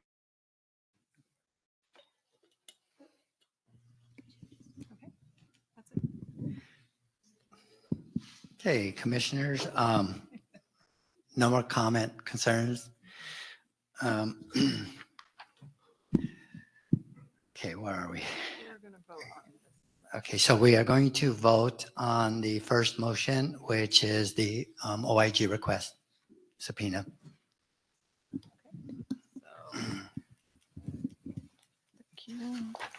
All right, so on the motion by Commissioner Kakani, seconded by Commissioner Jackson, you're voting to accept the attached motion directing OIG to subpoena the use of force data as outlined on the document. Please vote yes, no, or abstain. Commissioner Canales? Yes. Commissioner Harris? Yes. Commissioner Jackson? Yes. Commissioner Kakani? Yes. Commissioner Meredith? Yes. Commissioner Prater is absent. Commissioner Ship, Yes. Commissioner Terry, Yes. and Commissioner Mundo. Yes. So 8-0 with Commissioner Prater absent, the motion passes. So now we're moving on to Commissioner Ship's concern. So Commissioner Schmidt. Yeah. Yeah, I would like to make a motion for the data for transfers from out of Los Padrinos, and also how many youth were put on CDP instead of invited into Los Padrinos. I think I said that correctly. I mean, I would hope I could have it by next meeting, if that's possible. Maybe a week before. Yeah, probably a week before. March 27th. Commissioner Canales? And is it included in that motion of how many are also being transferred to Men's Central Jail to the adult facilities? I wrote down Commissioner Ship's original comment is how many youth have been moved to Barry J. Nydorf, to Dorothy Kirby Center, to Men's Central Jail, or on CDP. And then what he clarified next is data for transfers out of Los Padrinos. So does that sound right? So it's a report on the transfers out of Los Padrinos. What I was asking about a time frame is the time frame for the data. So do you have a time frame for the data, like beginning when and ending when? Oh, maybe I want to say somewhere around July, maybe. July 2024. Yeah, because I believe it was around 300 youth there at the time. So. Okay, if I can have a second. Second. Thank you, Commissioner Canales. Okay, commissioners, any questions, comments? Commissioner Kokani? Just as is a request from July to present, or is it just for the month of July? Yes, July to present. Perfect. Thank you. Thank you. Okay, Wendy, do we have any written or public comment? No written public comment on this item. Anyone in the live audience wish to make public comment on Commissioner Ship's motion for data for transfers out of Los Padrinos between July 2024 and present to be available a week before our next meeting? Please approach the microphone if you want to make public comment in person, or raise your hand or dial *3 if you want to make comment on WebEx.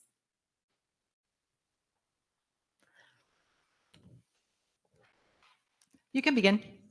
Okay, so it's about the data and the information request. I am familiar with the LAPD board meeting, and then somehow in that board meeting, as it's so-called also oversight, why their commissioners were able to get information much quickly without those kind of bureaucratic process. Why that kind of oversight commission board was never given any red tape about information not available. We don't have that. We have to get back to you. Why those LAPD board meeting that the chief and then all of their staff member commanders were able to provide the requested information at the same meeting on the same day, but right here that we are trying to request the information, we have to wait 3 weeks, 4 weeks, and then we have to make a motion, put that on in the agenda in order to get the information we need. Are you guys really an oversight commission? And then, like the previous speaker said, I'm confused also. Thank you.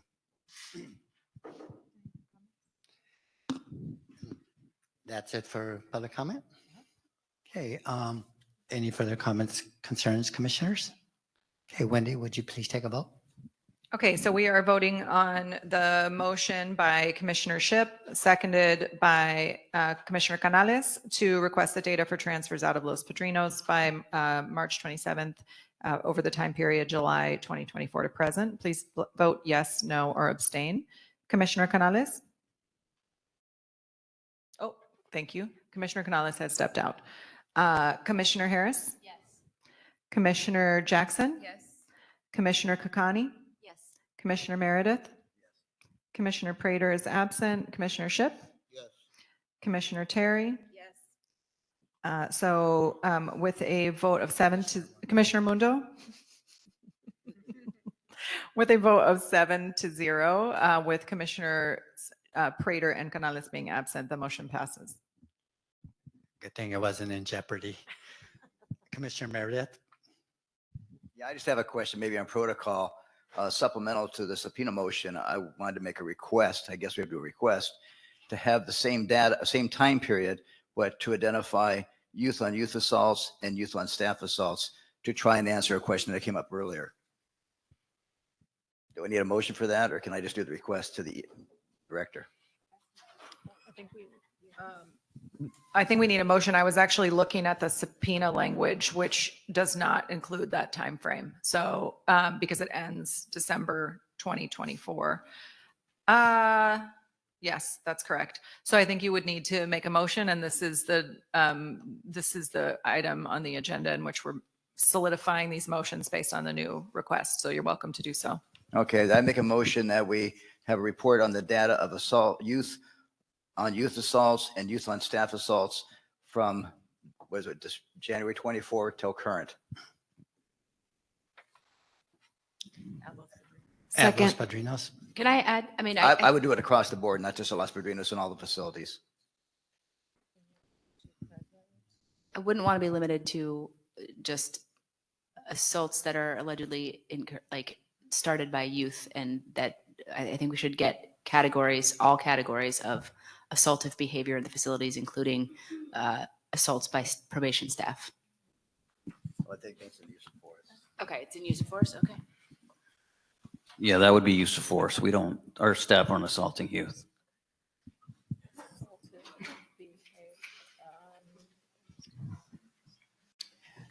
My only clarification about that is about the time frame. So I think the use of force subpoena does not include that current time frame. It ends December 24th, and Commissioner Meredith is saying for the same time frame as the previous motion, which would be. Okay, I would change it from the beginning of that time frame to current. Got it. Just to be clear, what time frame? July 2024 to current. And Director Nieto, our staff will write these all down and formally submit them to the department. Okay, thank you. Oh, there was a second. Who was the second? Commissioner Terry? Yes. Okay. Before now or? Yes. Well, Okay. we can do commissioner comments first. Well, let's do commissioner comments and questions and concerns first. Seeing, Sorry, can I just clarify? So there is Commissioner Meredith's request or motion for youth on staff. Okay, and youth on, but I thought youth on youth is in the use of force. Are you just, I'm confused. Are you just asking for the number of incidents? Separate from use of force, okay. And then Commissioner Harris's request is basically extending the subpoena data from January to present? Or no, did I?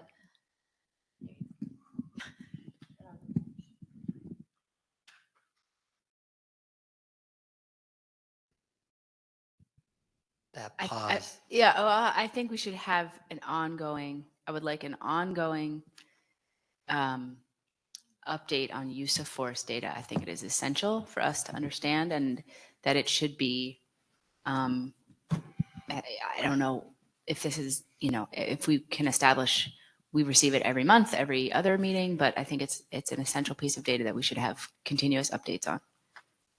I don't want to speak for Commissioner Meredith, but I think that is a separate request from what this motion is that he's making.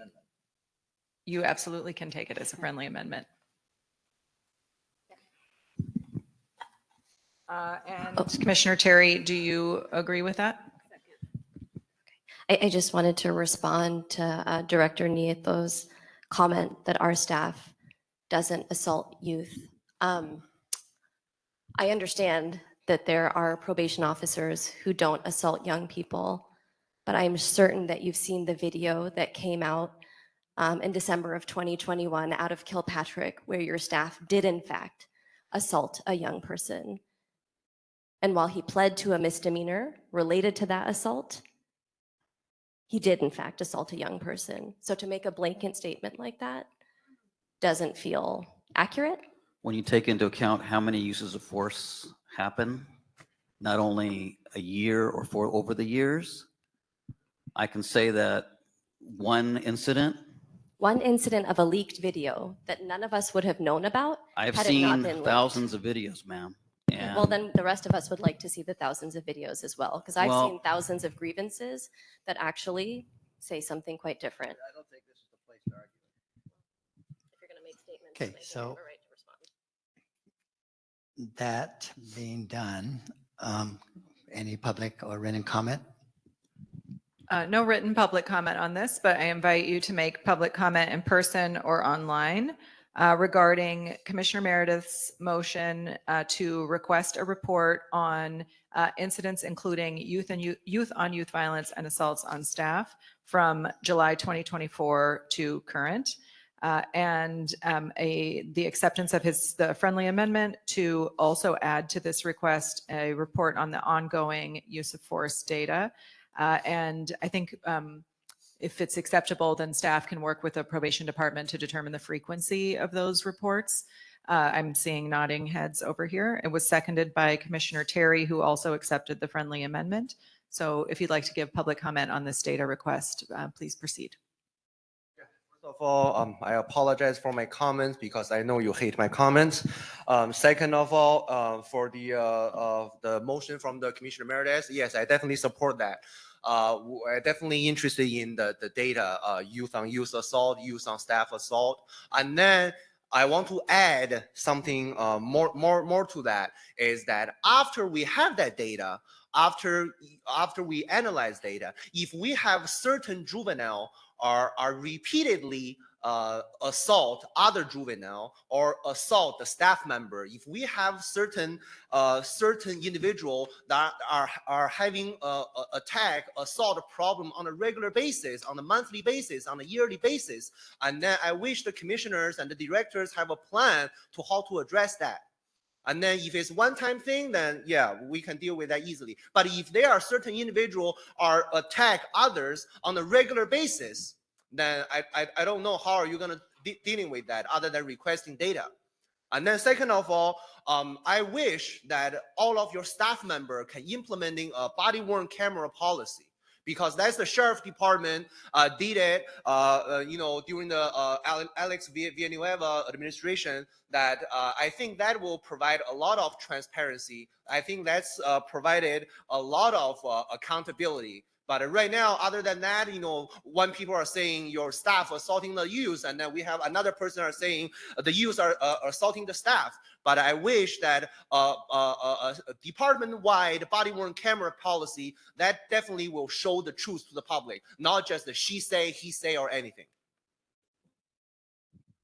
I will speak only for myself in that I appreciate your public comments and you are welcome to give them here.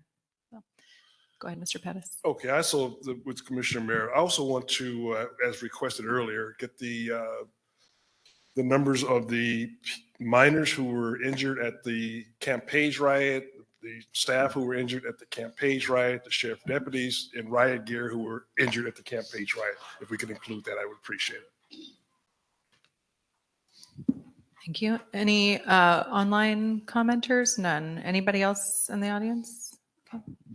Commissioners, Commissioner Jackson. Yeah, I have a question for clarification. In reports I've seen in the past, youth on youth violence have been included in the use of force incident reports. If the incident requires physical intervention from the staff, isn't it included in use of force?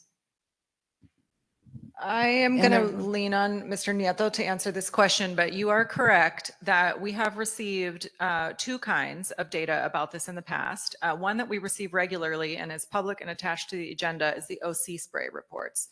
So you will see on every incident of OC spray, and I believe it's called incident type. I'm looking at my staff to make sure that's the right name of the category. And it says under there's a code and it'll say something like YOYV, youth on youth violence, AAOS, assault on staff, AAOS, attempted assault on staff. Those are the reasons for the OC spray. So absolutely, we do receive some form of that information as it relates to OC spray. Also, about 2 years ago, we received an extremely detailed list of assaults on staff, of assaults, use of force incidents. There were thousands, and they also included the incident type, but we have not received any such data in a very long time. Partially because it wasn't requested until last fall when these requests began, and there was never an agreement that came forward, which is what Commissioner Harris had recommended, that there be ongoing requests. So it's not like the requests have been sitting there outstanding, but certainly the data does exist in terms, or did exist in terms of what the type of assault is on use of force. And I think, correct me if I'm wrong, please, Mr. Nieto, that in the reporting of use of force, for example, to the OIG or other oversight agencies, the reason for the use of force for the incident is part of the report. It's my understanding, yes. Does that answer your question? It does. Thanks. Commissioner Meredith. Yeah, you can have a youth on youth assault that does not require use of force that might not have been picked up. That's what I'm looking for, is what the patterns are. Thank you. Okay, so Wendy, Commissioner Ship. Yeah, maybe this is a question for you, Wendy. I know last meeting, Chief Deputy Epps spoke about, we asked about like numbers for how many have been referred to internal affairs to find out like how many staff may have been walked off or may have needed further review. And they said they didn't track that. So as far as when we ask for use of force data, where will we find an issue when we're asking for that number? Because I feel like we can get the youth on youth, but we can't get the staff on youth or the staff on youth that has been escalated. I appreciate questions that have straightforward answers, as there are so few of them. In number 2, on the subpoena information that you just required, it says report how many use of force cases in this time period were referred to internal affairs. So that is a part of the formal subpoena. That doesn't necessarily mean that the department will provide that information. That's what I'm supposed to talk to OIG about, how we get it. But you have now formally requested a subpoena for that information. Did I answer that correctly, commissioners, as far as the rest of your understanding? Okay, no further questions, comments. Wendy, would you take a vote? Okay, we are now voting to create an official request for information on a motion by Commissioner Meredith, seconded by Commissioner Terry, regarding a report on incidents, including youth on youth violence, assaults on staff from January 2024 to present, and adding to that a friendly amendment about including an ongoing report of use of force data. Please vote yes, no, or abstain. Commissioner Canales? Commissioner Harris? Yes. Commissioner Jackson? Yes. Commissioner Kakani? Yes. Commissioner Meredith? Yes. Commissioner Prater is absent. Commissioner Ship? Yes. Commissioner Terry? Yes. And Commissioner Mundo. On that vote, we will take a break, and it is 11:12 now. We will return at 11:30.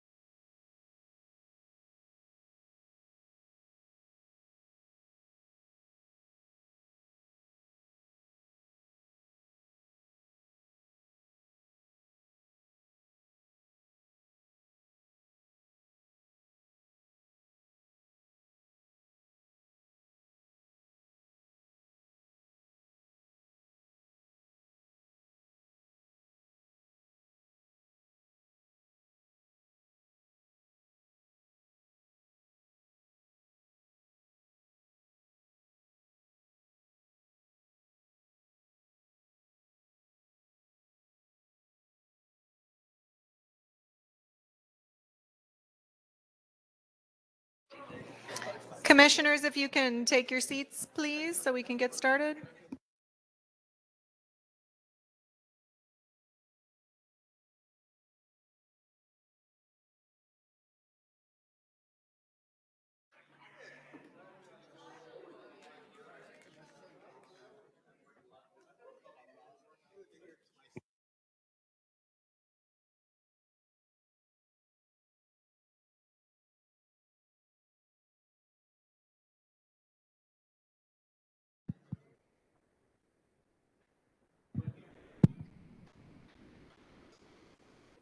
I think we've met. Are you back? Oh man, I jinxed you. Yeah, you jinxed me. How you doing, Chief?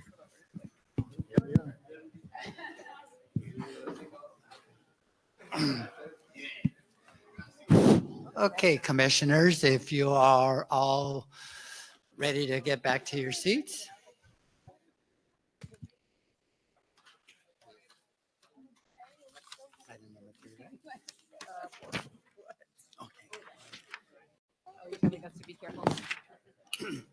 Good morning again. As stated earlier, we will be returning to agenda item number 4. We will discuss and take possible action on 3 related topics. First, the department's global plan for juvenile detention facilities and the PLC's pro and cons list about the plan. Commissioners will have an opportunity to discuss adding any recommendations they see fit. Second, the motion by Supervisor Lindsay Horvath set to go before the Board of Supervisors on March 18, 2025, titled Transparency in Planning During the Probation's Ongoing Crisis, that requires probation to go back before the board before implementing some aspects of the global plan. Finally, an update on the department's progress on compliance with Title 15 and the findings of unsuitability by BSCC at Los Padrinos Juvenile Hall. We will start with the global plan. I've asked the chief, or I've shared with the chief, that we are going to go straight into questions regarding the global plan, since many of us have had access to the video, have had access to the documentation, and hopefully in the questioning, we will get a more insightful look at it. So with that in mind, thank you for joining us, Chief. And if you just like to make an opening comment. Good morning. Thank you for accommodating my schedule. It's appreciated. The global plan is one of the most significant components before probation and its partners. And so I appreciate the discussion and the feedback.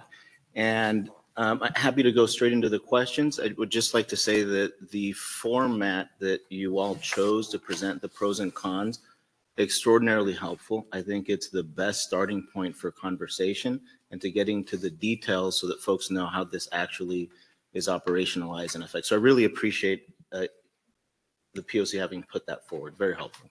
Thank you. Commissioners.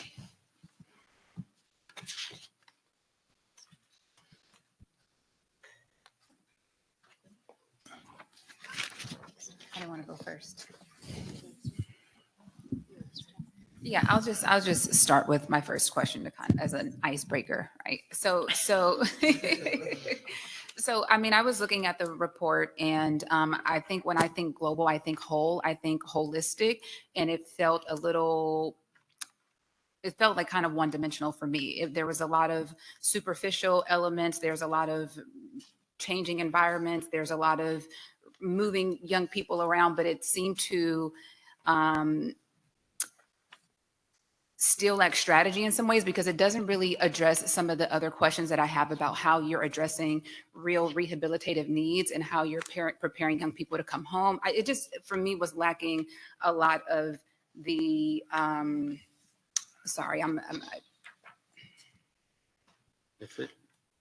guess my main question is, why is the plan so very focused on facility changes as much as it's focused on changes that help like the young people, the rehabilitative stuff, the behavioral support, the programs, the services, things like that? Is it supposed to be more heavily leaning towards the cosmetic changes, like those types of things, rather than supporting the young people? No, thank you for the question. So it is a facilities plan. Did I just mispronounce that? It's a facilities plan. So we say the global plan, but if you go back and look at the requirement for the department was to come up with a facilities plan for juvenile. So in essence, how are we going to use what is left? What population could we best serve? Do we need to build out? So you're right. What you're seeing is heavily focused on infrastructure because that's what the plan that was called for was. We took the opportunity to say, in thinking of how we're going to use the facilities that we have, we want to have some underlying values and principles that we're just hinting at here. So for example, one of the things that we want to do is to better serve specific needs. So the plan doesn't go into what our future endeavors are going to be to do better needs assessments and to do dynamic assessments so that we know what programming to contract with. That's part of it, but you don't see it in here because it's a facilities plan. It's predicated on the notion that having smaller communities will best serve the youth that we have and will create an environment which they can be better prepared when they leave. All those values were taken into consideration to come up with this, but you're right that it doesn't have any of that meat on what are we actually doing, because it's actually a facilities plan. My hope was that after approval of this, that's when all of the meetings with everybody involved, meaning the other departments, private vendors that provide services, would actually help develop the specifics. This is heavily probation. This is probation. This is my vision for how we should use the facilities that we have for the population that we anticipate with the fiscal restraint that we have. It in no way represents how we would operationalize, because I wouldn't set to do that without input from everyone else. If I would have presented, we're going to use this modality and do this, it would have been completely prescriptive, and there would be very little room to get feedback and say, we think that the best thing. And so I was really trying to be sensitive to that, to say, it's not all filled in. That now goes to projects and work groups to jointly, because I wanted to get to this joint ownership component of filling that in. It didn't, I don't think that's how it was received. It was received as in, you haven't thought through any of those things, and why aren't you producing something that's a little bit more meaningful? When in reality, it was simply saying, we're not going to unilaterally do all the operational pieces, but the part that I am responsible for is for the facilities and the budget that we have and how we can utilize them. So superficially, the plan just aims to do what's necessary, reconfigure the populations, move people around, update the settings so that you can reach compliance. Is that the primary objective? Compliance is a strong component. It takes into consideration what staffing do we have, what are the compliance challenges that we have, and then we still have those values, which are we want a downward push for the population at LP. We want to be able to consolidate young people with like needs. We want to create an environment in which a population feels separate, and we want to be smarter about the contracts that we engage in for the services. Not every young person we have needs the same services. And we're in a situation now where it is difficult to provide adequate programming because we have a conglomeration of youth with needs and then trying to figure out how to establish a class for 3. What you end up doing is the wrong prescription. It's the wrong class for the wrong kid. And that really doesn't advance anything. So what this attempts to do is separate by mission the different facilities that we have so that then we can concentrate on those specific needs and contract for those services and better serve the young people that we have. I get it. I mean, I understand and I appreciate how the plan in some way solicits some feedback, collaboration, all of those things. But I think you've gotten a lot of feedback and a lot of input about what stakeholders need in order to at least, you know, implement that and include it in the plan, right? I mean, because for me, that's the part that's most underwhelming. Like all of the other changes are fine. The infrastructural things, they make sense to me. And I think that there's some realignment or some alignment with Youth Justice Reimagined, but the other piece is severely lacking for me. And I was really looking forward to seeing more of that stuff so that we can see the correlation between your global plan and how it's improving public safety in some way, but it's completely disjointed for me. So, yeah. Commissioner Meredith.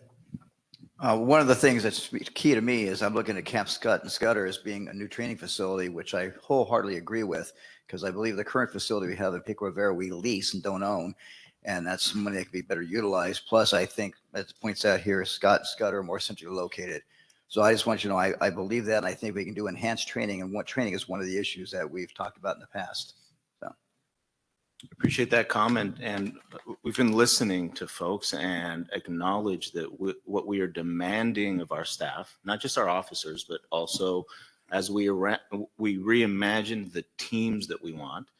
It's not just probation officers, folks from other departments with other disciplines. And when we start thinking of what the new demands are for them or what we expect of them, we certainly can't get there without having a dedicated training center so that we can really dedicate sort of career-wide or lifelong learning for our folks. It's simply unfair to add expectations to them without adequate training and ongoing training.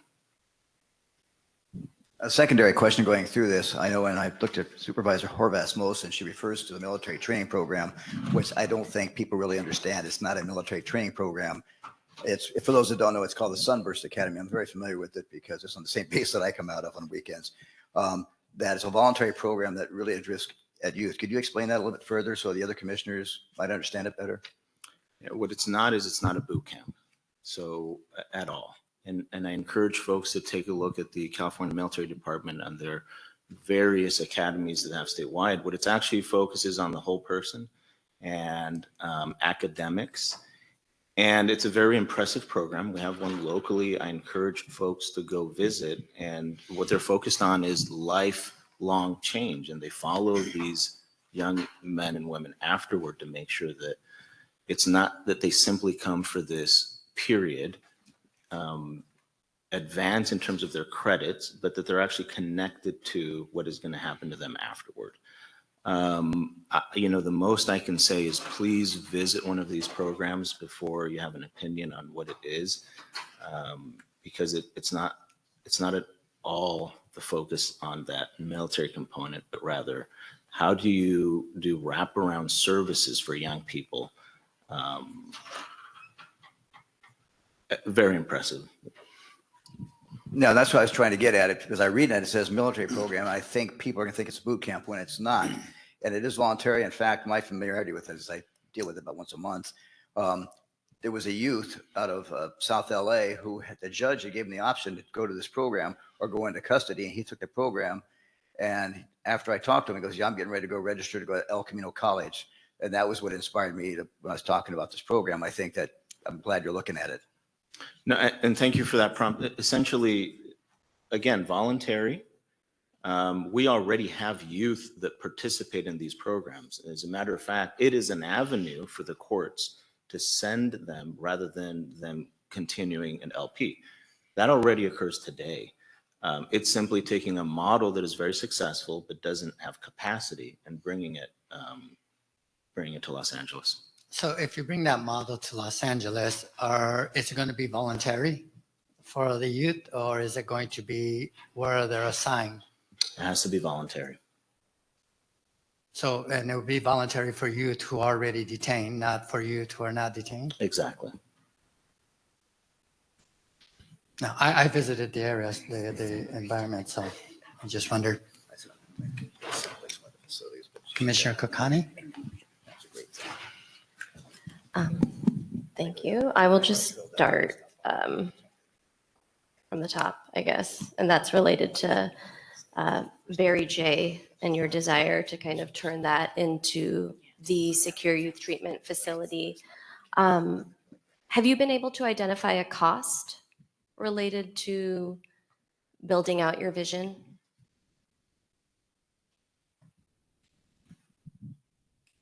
So I don't have a cost for you, but what I will tell you is that there's nothing in this global plan with respect to Los Padrinos or Nydorf that adds cost to what is already required due to a DOJ settlement on providing a home-like setting.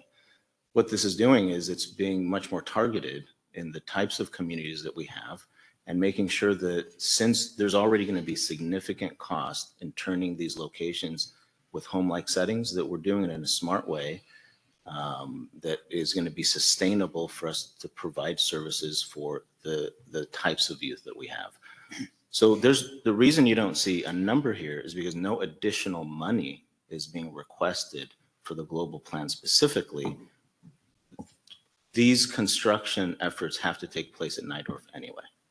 I hear what you're saying, but there's, I mean, some things will, I get that there is a requirement to make these facilities more home-like. I know that the construction has been underway at Barry J before it was closed as a hall, to turn it more home-like, to change the color of the furniture, to brighten things up a bit, which probably is a cheaper investment, or I'm assuming it's a cheaper investment than building out the small homes or implementing this college academy or whatever it is that you're envisioning. So just understanding the difference between those costs would be helpful. As you said, there is a budgetary restraint. We will be facing a kind of restricted or a more restrictive budget. So I think it would be helpful to know, while there are dollars allocated, I think some things might cost more if you do them a certain way or might cost less if you do them another way. So it would be helpful to even know what that would cost versus what it is that's currently happening and how much that has cost. The other question I had was, if you turn Barry J into the only secure youth treatment facility, are you having the staff that's currently at Kilpatrick then relocate to Barry J? Is that the intention? So those are all negotiable items. So these aren't things that are set out before a program moves forward. It just feels like it's something that's important to consider, given that the Kilpatrick staff, from my understanding, works at a 56-hour work week. And staff at Barry J, I believe, works 8-hour shifts, 5 days a week. And if you are having all 100 plus young folks who are dispositioned to a secure youth treatment facility, knowing whether or not you have the staff to do that feels important, especially because, as you said, one of your intentions is to come into compliance with the BSCC, and given that staffing is the issue, just wondering how that will play into this. Yeah, I don't know that can we go back to the numbers that you presented? Because the proposal here is essentially to potentially increase the population from where it is naturally today by 14 to 20 kids. It's not, I thought you said a higher number. Well, how many kids are, I can look, how many kids are currently at Barry J and how many kids are currently at Kilpatrick? So Kilpatrick has 14 to 20. That's the population that we're talking about adding. Nydorf already has expanded to the larger number of 80, or I mean, it's already there. So that there's no movement of a large group of SYTF. But you're going to need more staff, right? Right, but more staff for 14 is very different than more staff for 90 more. I just want to make very clear that we're talking about a sort of de minimis, the increase that we're talking about. That's first of all. Secondly, there's an assumption that every young person that otherwise would have been eligible for Kilpatrick will then remain. And that's just not the case. We have Pine Grove. We continue to have 2 contracts, one of them the Boys Republic. Those would be increased as well, so that there will still be other avenues for young folks to go to other step-down programs. So to answer your question more directly with respect to the staffing component, this isn't a big shift in staffing. I cannot answer that question because it is a negotiable item with the union to determine how staff will move or will not move or what type of schedules they would have. What is the current, I guess, desired max capacity at Barry J? I feel like I've heard staff share a number, and I know that that isn't necessarily like the rated max capacity, but I think there was like a desired number that I had heard from staff at Barry J. I'm not sure if you're familiar with that number or if you've set that number. So the global plan anticipates being able to provide services for around 100 at Nydorf between the various programs. And the various programs being, again, just the step regular down. SYTF Yes. and then the Sunburst Academy replication. Yes. Is that right? And will the Sunburst Academy replication be the only way young people can receive higher education at Barry J? No. Every program will still be entitled to educational services. So Mission College, is it Mission College that's currently at Barry J? It might be. Okay, so that will remain there. This doesn't anticipate removal of any educational Okay. programs. Yeah. And so are you considering, just as young folks have seen Kilpatrick as a step down, is your anticipation that this Sunburst Academy 2.0 will be seen as a step down? Is that like the replacement for what is being offered at Campus Kilpatrick? Yeah, I think that we have to be much more clear with the young people that we have so that they can have more agency of what types of programs that they could step down into through behavior. We currently have, Kilpatrick is not the only program we have. Like I said, we have Boys Republic, and I don't think we do a great job, but it's not visible to them. So they almost count on either their public defender or an officer telling them that these things are available. So as part of the global plan, part of the intent is for SYTF youth who are typically with us for a longer period of time to know these are my options. I have some agency. And so that it would be potentially the step down Osprey or Sunburst Academy style. It would be the off-site contracted programs that would have. It would be Pine Grove. And even within the normal program, there should be step down due to behavior so that you still have more freedoms and, like I said, more agency, even within the normal program.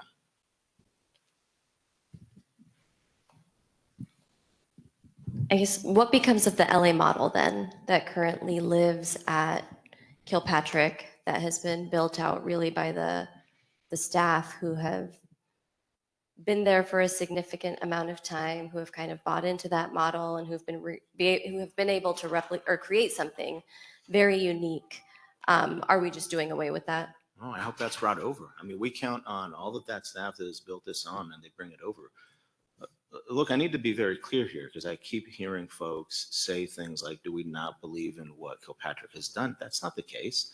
We have constraints here.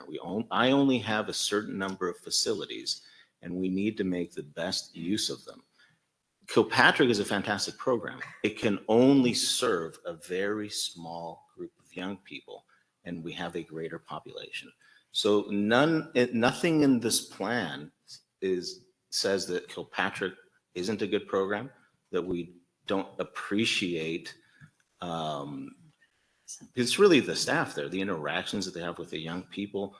We want to bring that over. We want that to be the norm for all of our SYTF population. And if I had more locations, if we still had 18 camps that we could utilize, the global facilities plan would look very different. But the truth of the matter is, what is listed here is all that is available. And we just can't continue using an entire facility for just 14, 15, or 16 young people.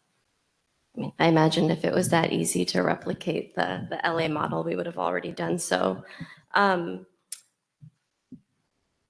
I think I've heard that the capacity at Kilpatrick was limited to whatever it was, like 20 young folks because of the staff kind of quarters where staff sleep related to the 56-hour work week. So would that not remain an issue? Like, would we somehow be able to increase the population just because it's no longer SYTF youth at Kilpatrick? Or will the staffing quarters remain an issue?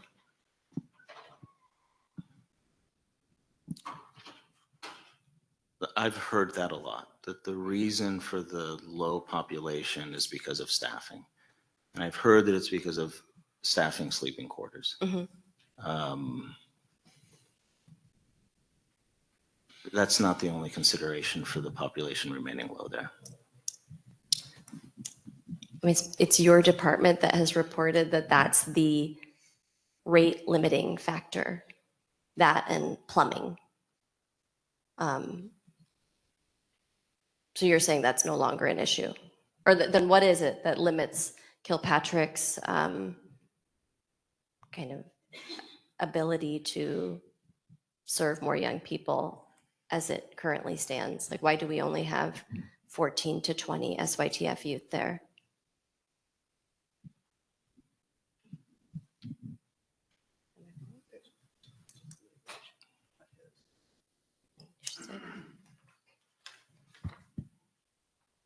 Can I address something on that? Sure. Part of the problem we have is there's a group of city councils out there and the supervisor's office that do not want that to grow any larger than it's at. And one of my neighbors happens to be a representative for one of those councils out there and says that they would go after CEQA or anything else they could do if we try to expand that footprint. So it makes it very limiting and difficult for the chief to answer, so I can answer it.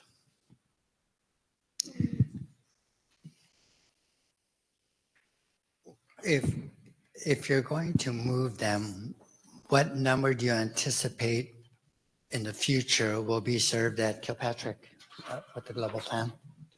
So the global plan essentially caps it at 50 young women at Kilpatrick. What was that? 50.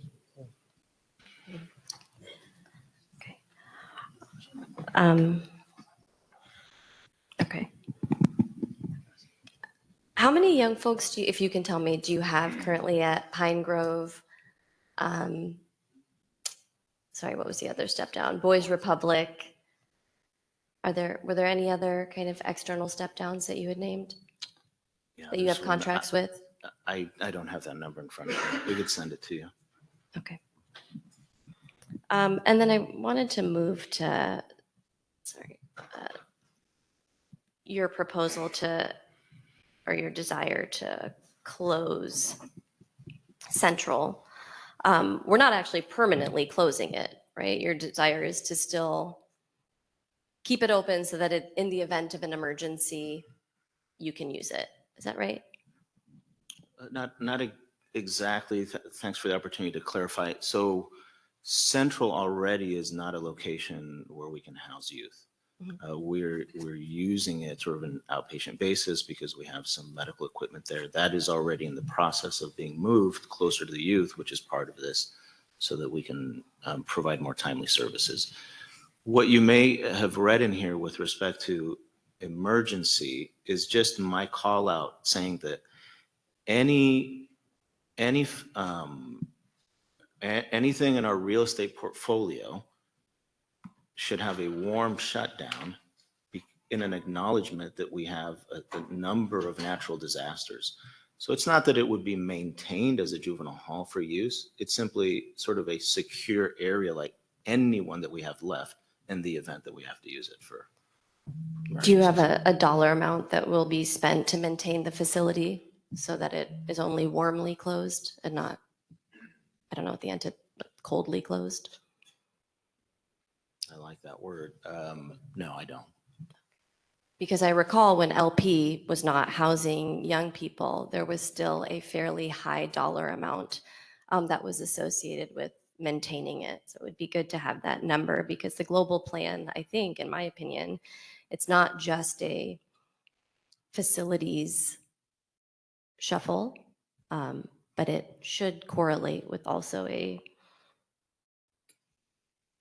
price reduction in how much we're spending, and it's not clear. I guess I'm just not seeing that in this plan. There's nothing in this plan that purports that this plan reduces the budget of probation. Right. I'm just saying that I think it should.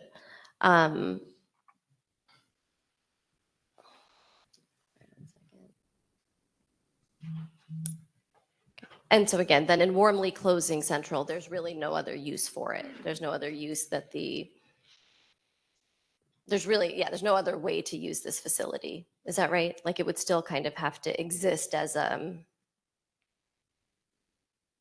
a potential facility in the event of an emergency. So No, not exactly. I mean, it's still part of the larger county real estate portfolio. And there may be other departments or other desires by the Board of Supervisors to use it for something else. I mean, even LP, when it was vacated, was utilized for other services in the absence of having youth there. I mean, it was used for a program for pregnant and parenting teens for a very brief moment. And I think at max it had like 7 or 8 young people. So it still needed to largely be available, or it seemed like it was largely still available for probation's needs. No, I guess what I'm saying is that that's a larger county question on the utilization of the site, not simply probation. So then if the county were to decide to use it for something else, then you would not then have an emergency facility? And we would have whatever else is remaining in the portfolio, right? Which, according to the global plan, is nothing. I'm sorry, say that again. According to the global plan, there is no other facility in the portfolio. Every other facility you're using. Yeah, yes, I mean, there's still, Challenger is still within our portfolio. Commissioner Kokani, if I may, I was going to give the other commissioners an opportunity to ask questions and then maybe move to public comment so they get a little share of the time and then return to the commissioners. So if there's any other commissioner, Commissioner Brooke, followed by Commissioner Jackson. Harris. Harris, so sorry. It's all good. Good morning, or good afternoon, Chief. I have a few follow-up questions. I'm going to start by saying that, you know, it feels like we've lost this battle, not just in Los Angeles County, but statewide. When DJJ was anticipated to be closed, I mean, you reference home-like environments, but, you know, juvenile halls are the opposite of home-like environments that are referenced in that statute. There is just no way around it. And every single county has chosen to put their SYTF into a juvenile hall, which are probably the least therapeutic juvenile facilities available to young people. And so your proposal is to shut down the shining star of your department that is functioning well, where staff are contributing to the rehabilitation and preparation of young people to leave a locked facility and to go back into the community, to remain safe, to contribute to, you know, achieve what goals they have and to achieve, you know, the common goal of public safety. That's what's happening at Campus Kilpatrick right now. And the proposal is to shut that down and to move young people back to a notoriously difficult and beleaguered facility that is, you know, it's called the compound for a reason, right? And I see that part of your plan is to build tiny homes and, you know, designing an SYTF small community. But that just feels impossible. It feels impossible with, you know, what we know about the facility, what we know about, you know, the reason, and I've recently been to Kilpatrick, to Dorothy Kirby, because I really wanted to understand how you laid this out, right? And I think that it's really best understood if you go to these places. And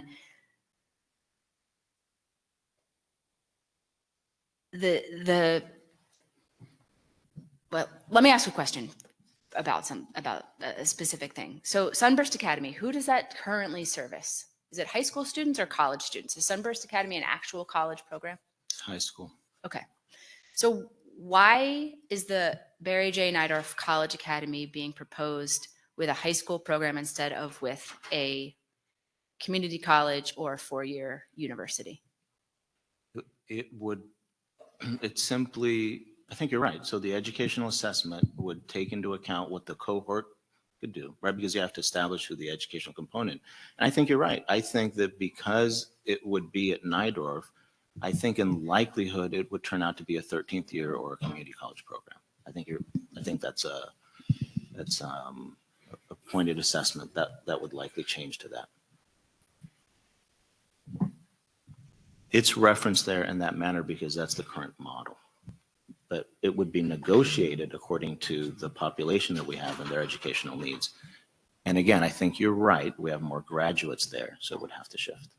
I mean, what about, have you contemplated furloughs to actual community colleges where young people are with their peers and understand what it's like to be on a college campus and engage with their professors face to face, an experience that, you know, some of us in the room have had, and to actually prepare them, you know, if they want to pursue college or further education when they get out, to like know what it's like to go onto a campus. Have you contemplated that as part of this model of, you know, building the SYTF small community? Yeah, no, I mean, again, this is a facilities global plan for the folks that are the courts sent to be to us to be housed in an SYTF facility. There are other programs that probation should continue to explore along with DYD and JCOD to keep more young people from entering our system and to keep them from coming back to the system. We don't do enough there. And I think that the county has made a significant investment in 2 other departments to assist in that area because probation needs the assistance. That doesn't replace my mandate to house young people that are sent to us by the judiciary. And I think that a lot of the conversation that is sent my way and probation's way is really, it's the wrong venue. I don't make those determinations. And I'm asked consistently why I would choose to put somebody in. That really is advocacy for the judiciary. And if there are any suggestions for them to make decisions, to make other determinations, they're welcome. I still have the responsibility for the population that we have and that is anticipated to have somewhere to house them and to do a better job. By the way, the purpose of the Facilities Global Plan begins with an acknowledgement that we have to do a better job at providing for the young people that we have. Always open to suggestions. And for example, I keep waiting for some entity or folks that are in the network of care to come back with other suggestions on how to use the facilities we have. I'm open to that. I have extreme limitations. We're trying to propose to do the best with what we have. Kilpatrick in particular, like I said before, I have a responsibility for all of the young people that we have, and it is insufficient to say we're doing a good job for this very small group, and so I can't use the facility or the resources that we have. No, the answer is what they are being afforded needs to be afforded to all of the young people that we have. I get the defensiveness to continue the Kilpatrick, but what I'm telling you is for a system this size to say, from the limited resources that you have, don't touch this, just isn't right. We also have to be honest with each other. The young people that we have at Kilpatrick earned their way there. They earned their way there. It is absolutely true. One of the reasons Kilpatrick works so well is because we already know that the young people that are going there have proven that they should be in a different environment because they can be trusted, they're a bit more responsible. We don't want to take that away from them. And at no point have I said, look, this would be done tomorrow and all of them would be pulled up and they would have to go to Najdorf. Very sensitive to the fact that once someone has reached there, we want to do this in a very smart way to make sure, some of them will be ready to leave custody. But what I am saying is that the strength of the staff that we have there, the fact that the environment is conducive for more rehabilitative sort of structure, that has to be replicated, and we have to use that for all the SYTF, not just for 15. I agree with you. I think that all youth should be given a different SYTF program. I think we just disagree probably very fundamentally where that can be accomplished. Let's talk about Kilpatrick and the proposed plan for moving girls and gender nonconforming youth there. I have a number of questions for you. I'm going to start by asking, you're proposing to increase the current population that's housed at Kilpatrick by at least double, almost triple. Commissioner Meredith referenced a political issue But do you anticipate that those political issues will dissipate when this proposal, if this proposal goes through, when you're basically tripling the population of probation youth at that facility? And just to piggyback on that too, how does that dovetail with the county's effort to decarcerate girls? It looks like you're going to provide a landing spot that people can justify for more incarceration of girls. Yeah, that doesn't sit as true with me. And none of this proposal says I want to expand the number of beds I have so that I can have more young people in custody. Not at all. You don't see that anywhere in here. I have to prognosticate how many, according to the last 2 years, are brought to us for serious and violent offenses, but none of this says I want an expansion. Not at all. This doesn't replace any efforts to keep young people from being inside, period. That's parallel to this. This is a response to what I think everybody here says, which is need to provide more specific and adequate services for young women and non-conforming youth. That's the charge here. I've proposed how to do that.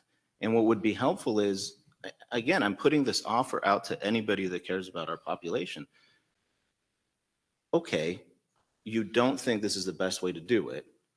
I would love to hear recommendations are. For example, if you were to come back and say, no, we think it's Dorothy Kirby, and this is the list of reasons why I think that would be a safe environment to do it. That would be helpful. But really the response to the global plan is, look, I think that there shouldn't be young girls in custody in LA County. That is not a reality that I can go to work with when judges for serious and violent offenses still charge me with housing young women. So,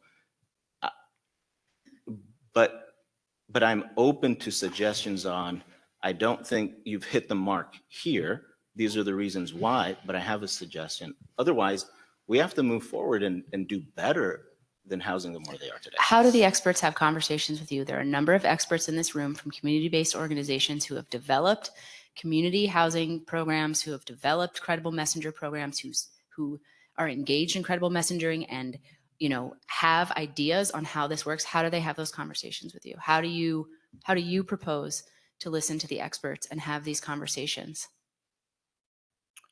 So if this global plan is approved, the next step is those work groups that are exactly what you're saying, to come back and say, look, this is the best way to do it. We do have experts engaged, for example, in this component, but we need to hear from folks that are local and that actually interact with our young people. What I will say is that what I always ask is, we may differ on some elements, but if we begin with we're dissatisfied where our young girls are today. We're dissatisfied where they are and the services are being provided. We agree with that. I'm asking for assistance in developing the best possible alternative that we have, but short of coming to a probation department and saying, the only thing I want to talk about is not having any young women in custody. That doesn't leave a lot of room for discussion, because I'm charged legally by the courts to house young women while they're pending those cases. So there's room for discussion on how to reduce population. There's room for, but I just want to be very blunt on, I hope the conversation is most useful if there's some assistance for today's reality, which is I still have to house some young women. So during the order to show cause hearings, the department has adamantly indicated that they cannot move predispo kids to a camp location. This global plan has 29 predispo girls being moved to Camp Kilpatrick to sit along 22 dispo girls. So why is that possible? And the current, especially with the idea that we're going to close Page, why isn't it possible to move predispo boys that are doing well to Page? Yeah, I think it's a misunderstanding on what it would do. It would change what the facility is. we would have to seek approval from BSCC to change what the facility is. That's why. So if we can move to public comment and then we'll return. Wendy, do we have any public comment, written or live? Yes, we have a number of written public comments that are attached to the agenda, and I see lots of people standing up to speak in the room. I'm not going to cut you off, so if you don't want to actually stand, you can sit down and then get up later.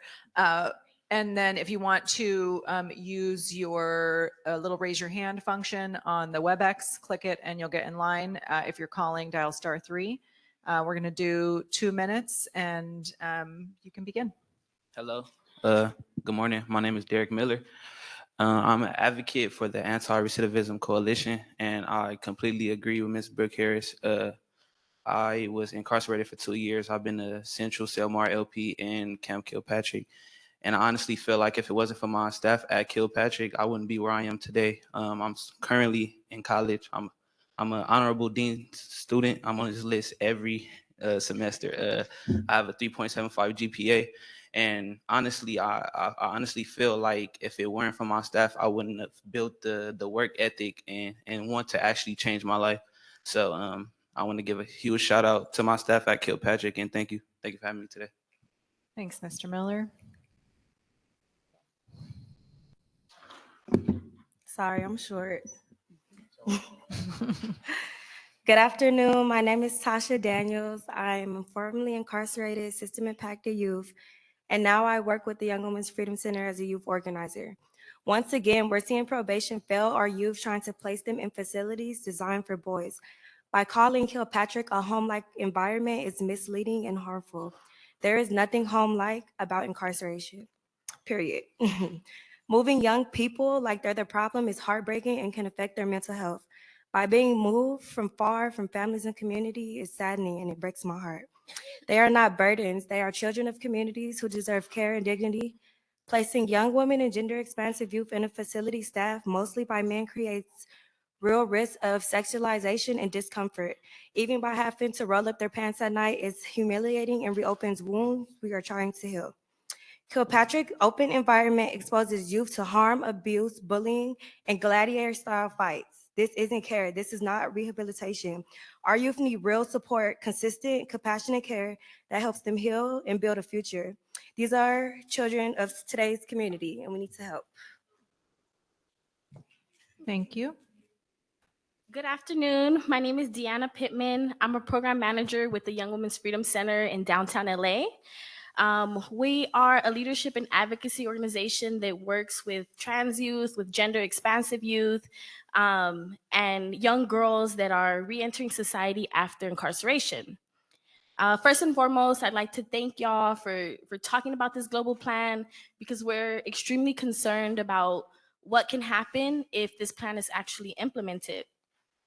Specifically, we're super worried about the proposal to move all girls to Camp Kilpatrick.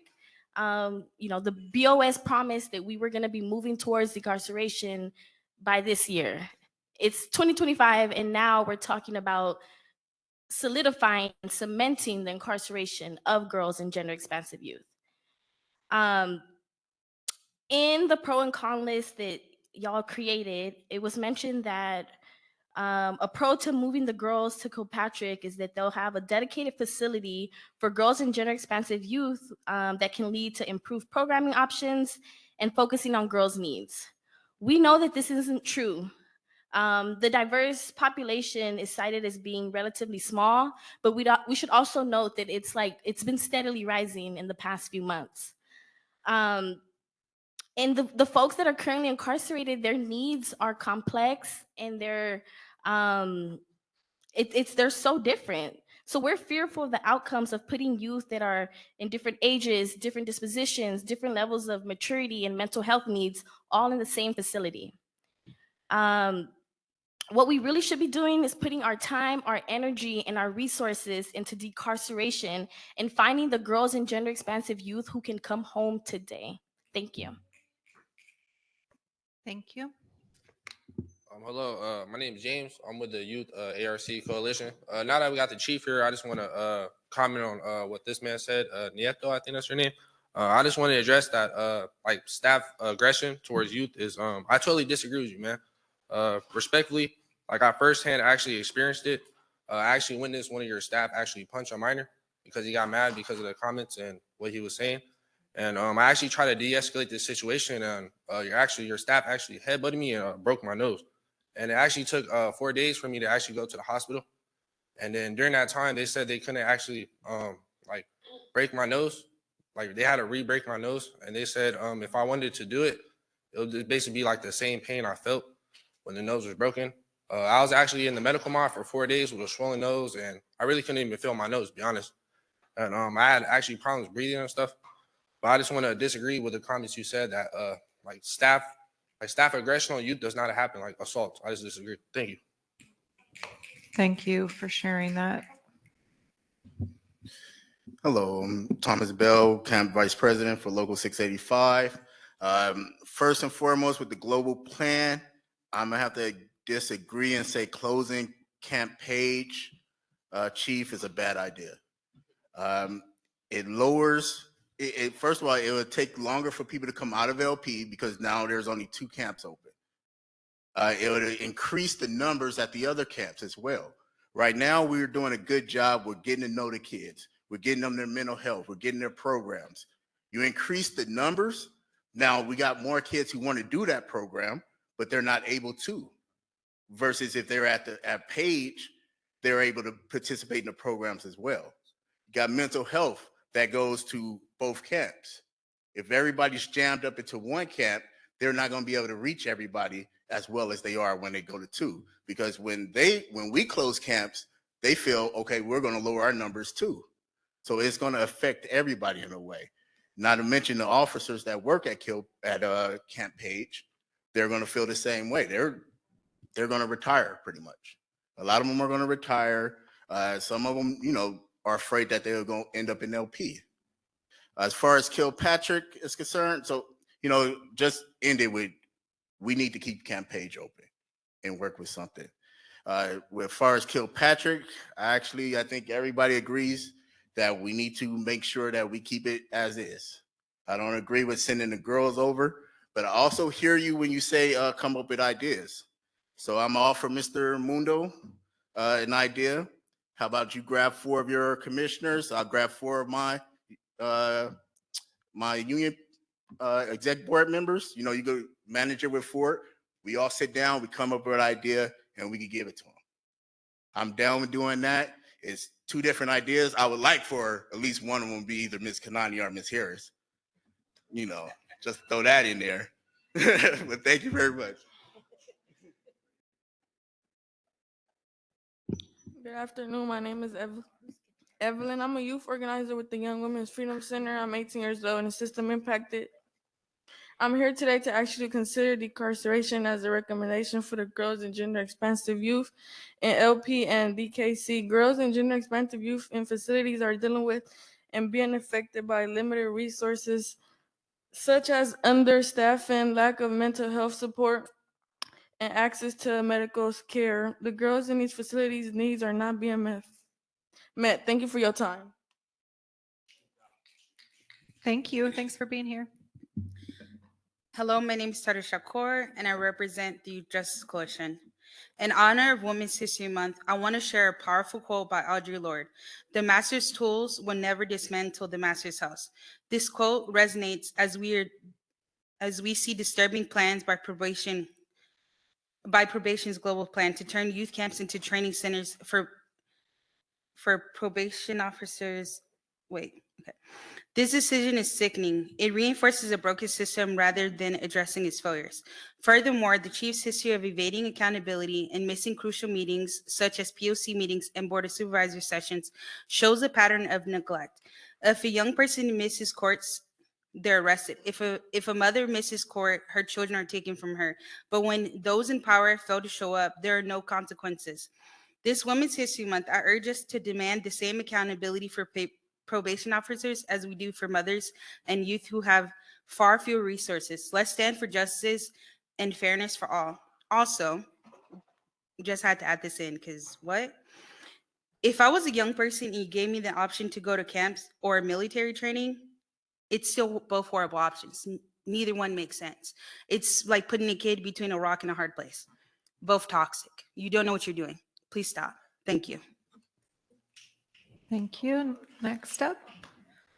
Good afternoon, everyone. My name is Lupita and my pronouns are she, her. I'm here representing the Sister Warriors Freedom Coalition, a statewide network of sisters who have been directly impacted by incarceration, foster care, immigration, and other systems that criminalize and control us. We survive violence and trauma, and we're committed to ensuring our voices are heard in decisions that affect our lives and our communities we belong to. I'm here today to express my concerns about the global plan for placing youth in facilities described as having a home-like environment. This is contradiction when we talk about jails. There is nothing home-like about it. We need to reimagine justice and create real step-down facilities that are truly reflecting a safe and nurturing and home-like environment. Let's not forget the $4 billion lawsuit related to sexual abuse at LA's County juveniles halls and camps. We fear that youth, particularly in facilities designed for boys and primarily staffed by men, are vulnerable to be sexualized or at the very least made to feel uncomfortable. The practice of having youth take off their pants and roll them up at the ends of their bed is degrading and potentially triggering for those with histories of abuse. True justice would mean shrinking the department, especially when it's facing 30 indictments connected to 69 gladiator-style fights, harming 143 kids in a safe. It's safe to assume that these numbers are just the tip of the iceberg. Thank you. Thank you. Next. I like that, folks. I'm Devontre Farmer. I'm here with YJC to resolve the problems with the lack of transparency and accountability from the probation department, especially like regarding the treatment that the youth are getting in there. Here, bro, I don't need that. Off the back, that speech shit. Yeah, but like the treatment that the youth is getting in there. I was currently incarcerated from youth, juveniles to county jail to prison. And the juvenile centers, it just leads you to county jail. It's going to lead you to that. The probation, especially, because they're going to violate you. I'm dealing with this as we speak right now on parole, my probation officer. They're going to violate you, find any little thing to violate you.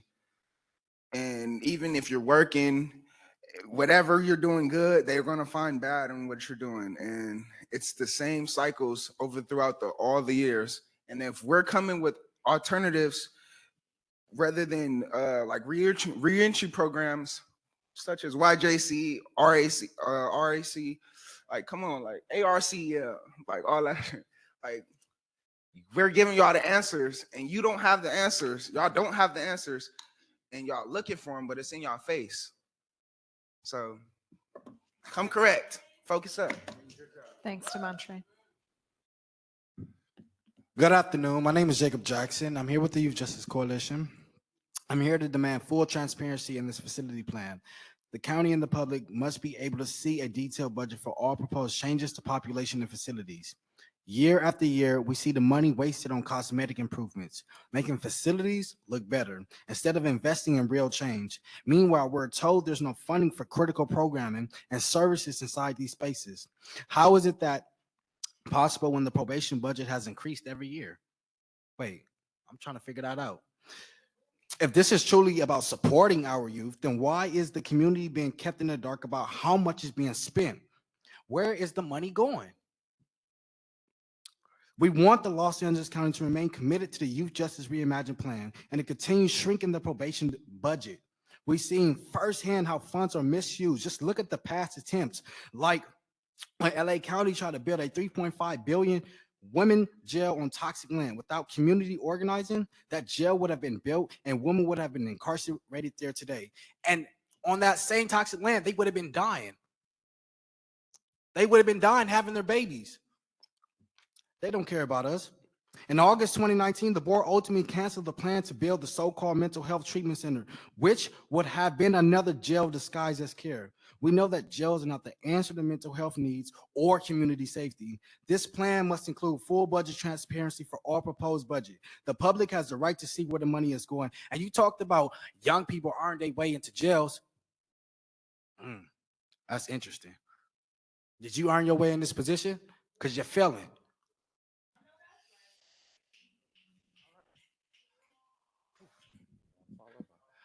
All right. Hello, my name is Jeffrey Hines. I represent Youth Justice Coalition. I have been in the field of youth development going on 8 years. I've worked with over hundreds of students, similar ones that have been on probation cases. And I have seen a change in the youth by just meeting their basic needs. If you listen to the youth, they will tell you what it is that they need. You have to create a safe space for them. If there's constantly something looming over their head, they're always going to be in fear and not want to ask for the help that they actually need. The community has been here telling you what the youth need because we've been going to the youth and asking them what it is that they need. There's been a plan that's been given to you, and it's been 5 years. And I just wonder, have you ever opened it up at any point in time and took a look at it? You could use all of the lingo that you think that, we want to hear today, that you care. But in all actuality, you've never cared about the youth because all they are is a dollar sign that adds to your paycheck. You're not here for rehabilitation. You're here to create more criminals. And we've been saying this for years. And we keep having to come back up here and say the same thing to you. The community has the answers because we are the ones actually dealing with them, because we actually care about them, because they come for our houses, our homes, our families. They listen to us. They trust us. They don't trust you. So give them back to the community that loves them and trusts them and wants to see the best from them. Thank you. Go ahead. Hello. Hi, my name is Roberto Luca, and I am the executive director of RAMP. RAMP is the Restorative Academic Mentorship Program. We are a LRP. We're located in the San Fernando Valley. We've been working with youth coming out from the courts for the SYTF population for about 1.5 years now. And it's been a struggle. It's been difficult. I am happy to say, and I want to give Mr. Eric Riley from Probation a shout out because he has stepped up with the rest of the LRPs, and we are making some improvements to the care that's being provided and more supportive funding. What I wanted to say is, I think, as you can see, communities here, we're here, and we should be part of the conversation. I think sometimes probation and commissioners and other stakeholders forget that there is a voice, there is a community that wants to be part of the solution. And it would have been amazing if probation, for example, could have led with said, hey, we're going to create a global plan. Why don't we include community's voice in this plan? So that's just the way I see of moving towards resolution. And the last thing that I would say is that I also stand before you here as someone who has been rehabilitated. I was arrested at the age of 16. I did 28 years of incarceration. Since my release in 2017, I have worked for the Amity Foundation. I have worked for ARC. I was part of the board of commissioners at the BSCC who actually worked on revising the Title 15 for the new SYTF facilities. And the hope in that and at the BSCC was that these facilities would be constructed anew and not from old facilities to look and still be the same. So thank you. Thank you, Roberto. Good afternoon. My name is Erasmo Reyes. I am also one of the co-founders of RAMP LA. I am here as a father, a husband, a community member. I was in Central KNL with Roberto Luca in 1988, along with another friend of mine named Joel Aguilar, who did 22 years on a life without sentence. Some of you guys here are educated. My education was in the early 90s at CSP Corcoran in the SHU program, where we were forced to go out and fight for our lives. I later went on to Pelican Bay to the SHU program there, got out at age 30. I have 7 children. I've been married for 21 years. I own a real estate development company. Man, I'm pretty emotional because I'm here as a community member. You know, a lot of people should put their money where their mouth is. As a community member, I've chosen to put my money where my mouth is. We have 3 homes in the San Fernando Valley. Some beds are vacant, you know, because some people are prideful in the powers that be, the stakeholders, for whatever reason. We should be allowed to speak.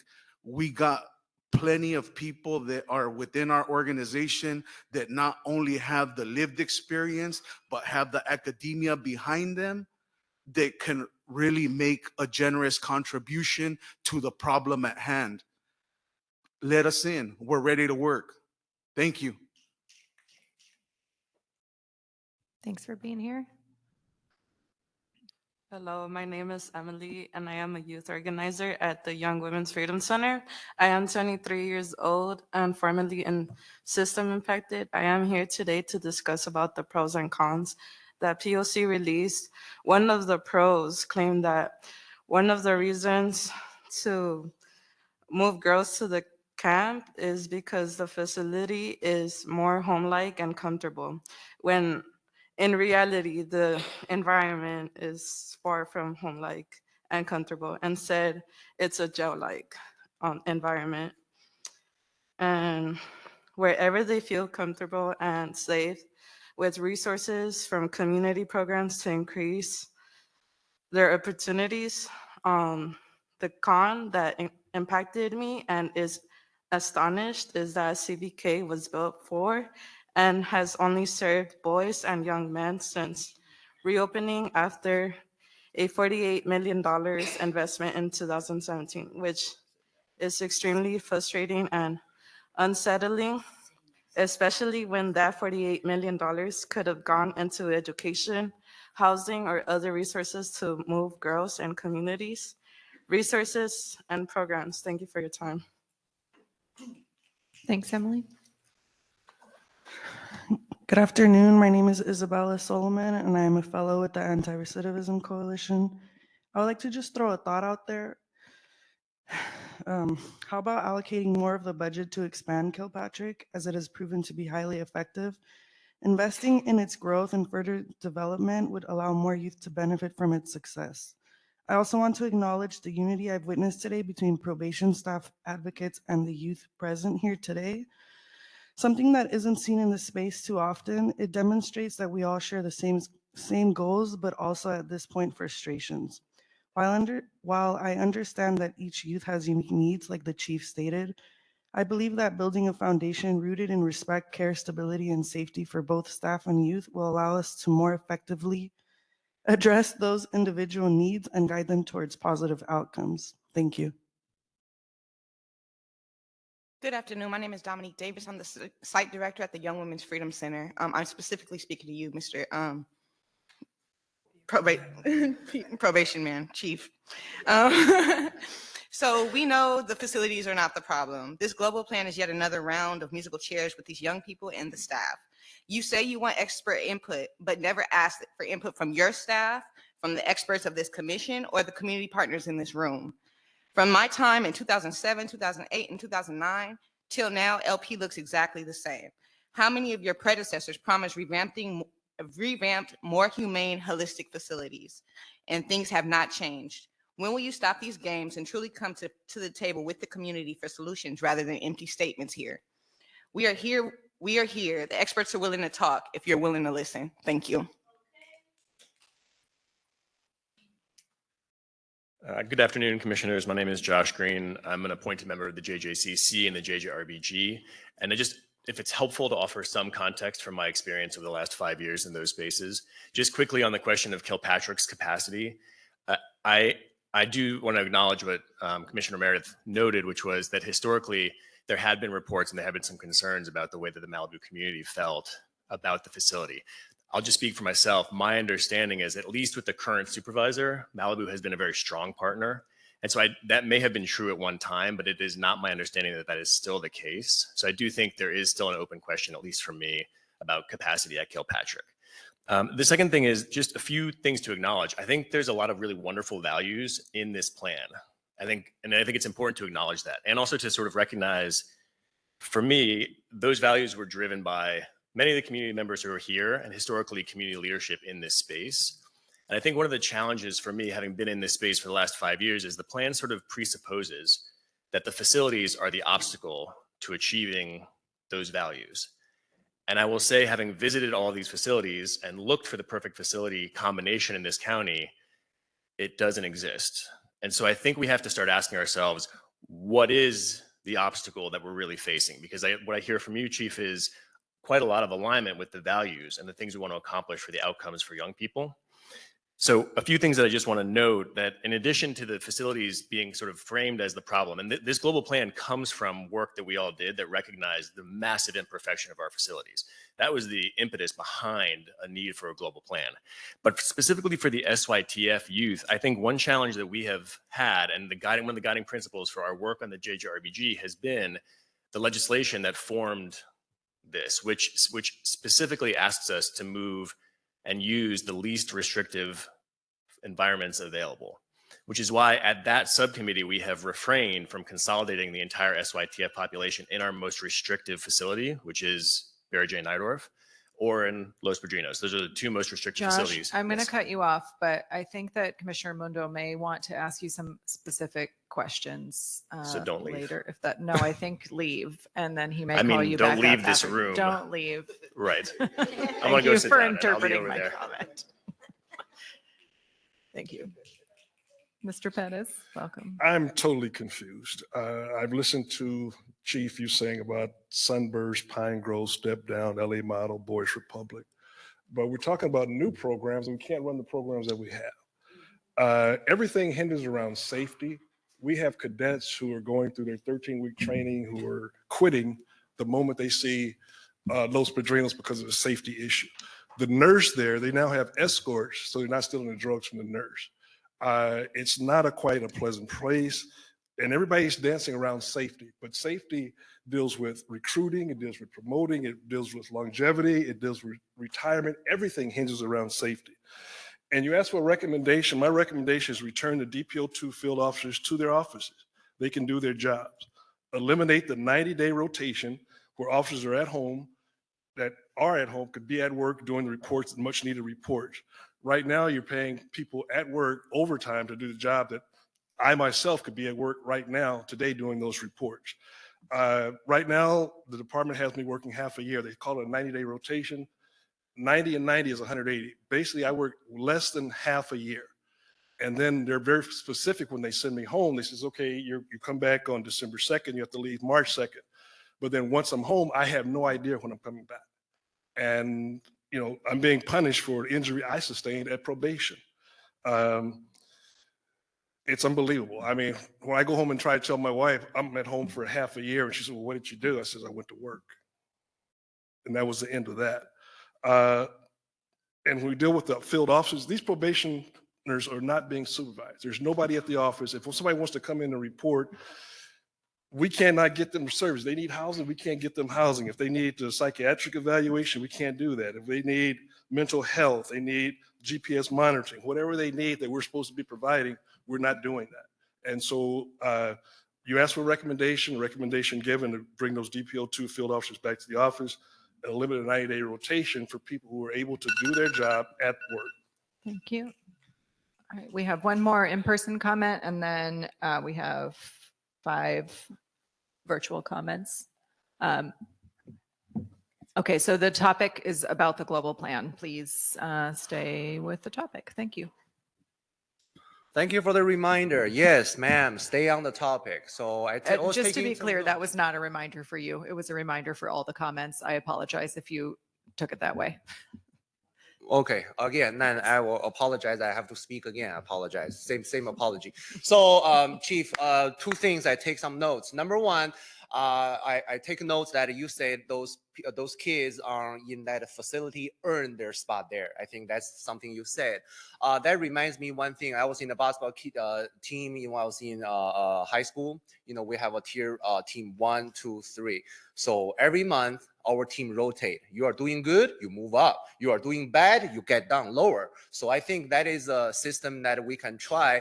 You are doing good, you get better services. You are doing bad, then bad services. Second, I take some notes is about that you said preventing youth from entering the system. I think that's the most important thing. A lot of the kids I see right here, including numerous political report that they don't have a father. When you grew up in a family, when your mother is a criminal, when your father is a criminal, or when you don't have a mother, when you don't have a father, then 80% of the probability that you will end up in the system when you grew up in a family like that. So how do you prevent youth from entering the system? You address the issue 30 years before the kids was born. So when you are making sure that their father is a law-abiding citizen, having a job, their mother is not doing drugs, their mother is not end up on the street or doing all those things, then most likely 70-80% the kids will not end up in your system, will not end up in your department. So by the time when the kids are already born, and then in a problematic family, and then you guys are trying to talk about let's provide good services for them. That is way too late. So how do you address the kids issue? You make sure you address the issue of the father and the mother, or about the grandfather and the grandmother. That's how you kill the cycle right there. That's my comments. Thank you. We're going to go online. Please. Oh, I'm sorry. Hi, Lena. Go ahead. Thank you. Lena Mallet with the Children's Defense Fund. It's unclear to me what this vision will achieve other than chaos, continued abuses, and sustained caging, despite promises for youth liberation inscribed in Youth Justice Reimagined. It is not clear to me how this plan will move the department closer to compliance with DOJ or BSCC mandates, and it is even less clear how youth will experience increased access to programming, consistency, or care. Knowing that the department will likely continue to face the same staffing issues it's been navigating for several years, there is no evidence at all to support that these proposed facility transitions would result in this crisis being ameliorated. Offering step-down opportunities within the confines of barbed wire fences and concrete walls is in fundamental conflict with the concept's true meaning and intent. These facility environments are carceral in nature, and no degree of creativity or structural manipulation could ever resemble home. So let them come home. Let them come back to the arms of community who are there waiting. The plan to essentially build a gender-specific juvenile hall solidifies girls' continued incarceration and is contrary to these actual needs of our GGE population. Data shows that 99% of predispositioned girls could be safely served in the community, and they are. Shout out Young Women's Freedom Center, Beloved, and others. Yet probation has chosen to override its own risk assessments to justify holding them in custody. Girls who should be free will now displace boys who have spent years working towards stability and healing at Kilpatrick. And addressing the POC's pros cons list, while many of the cons identified by the POC are factual and aligned with community provider and youth concerns, the majority of the pros are based on assumptive beliefs that rely on a healthy, compliant, and functional department. This is not the reality we're living in. Thank you. We're going to go online and start with Lucia.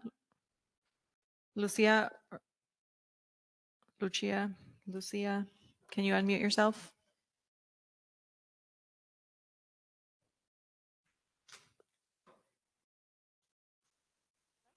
Yes, we can hear you. You can begin. I worked for a former CBO that no longer has been allowed to provide services, and for 4 months have not been able to get a response back from anyone in the department. So speaking with you now through another agency, they address that even those who now got placed to the step-down units that are within Barry J are not getting provided programming as much as before and are frustrated.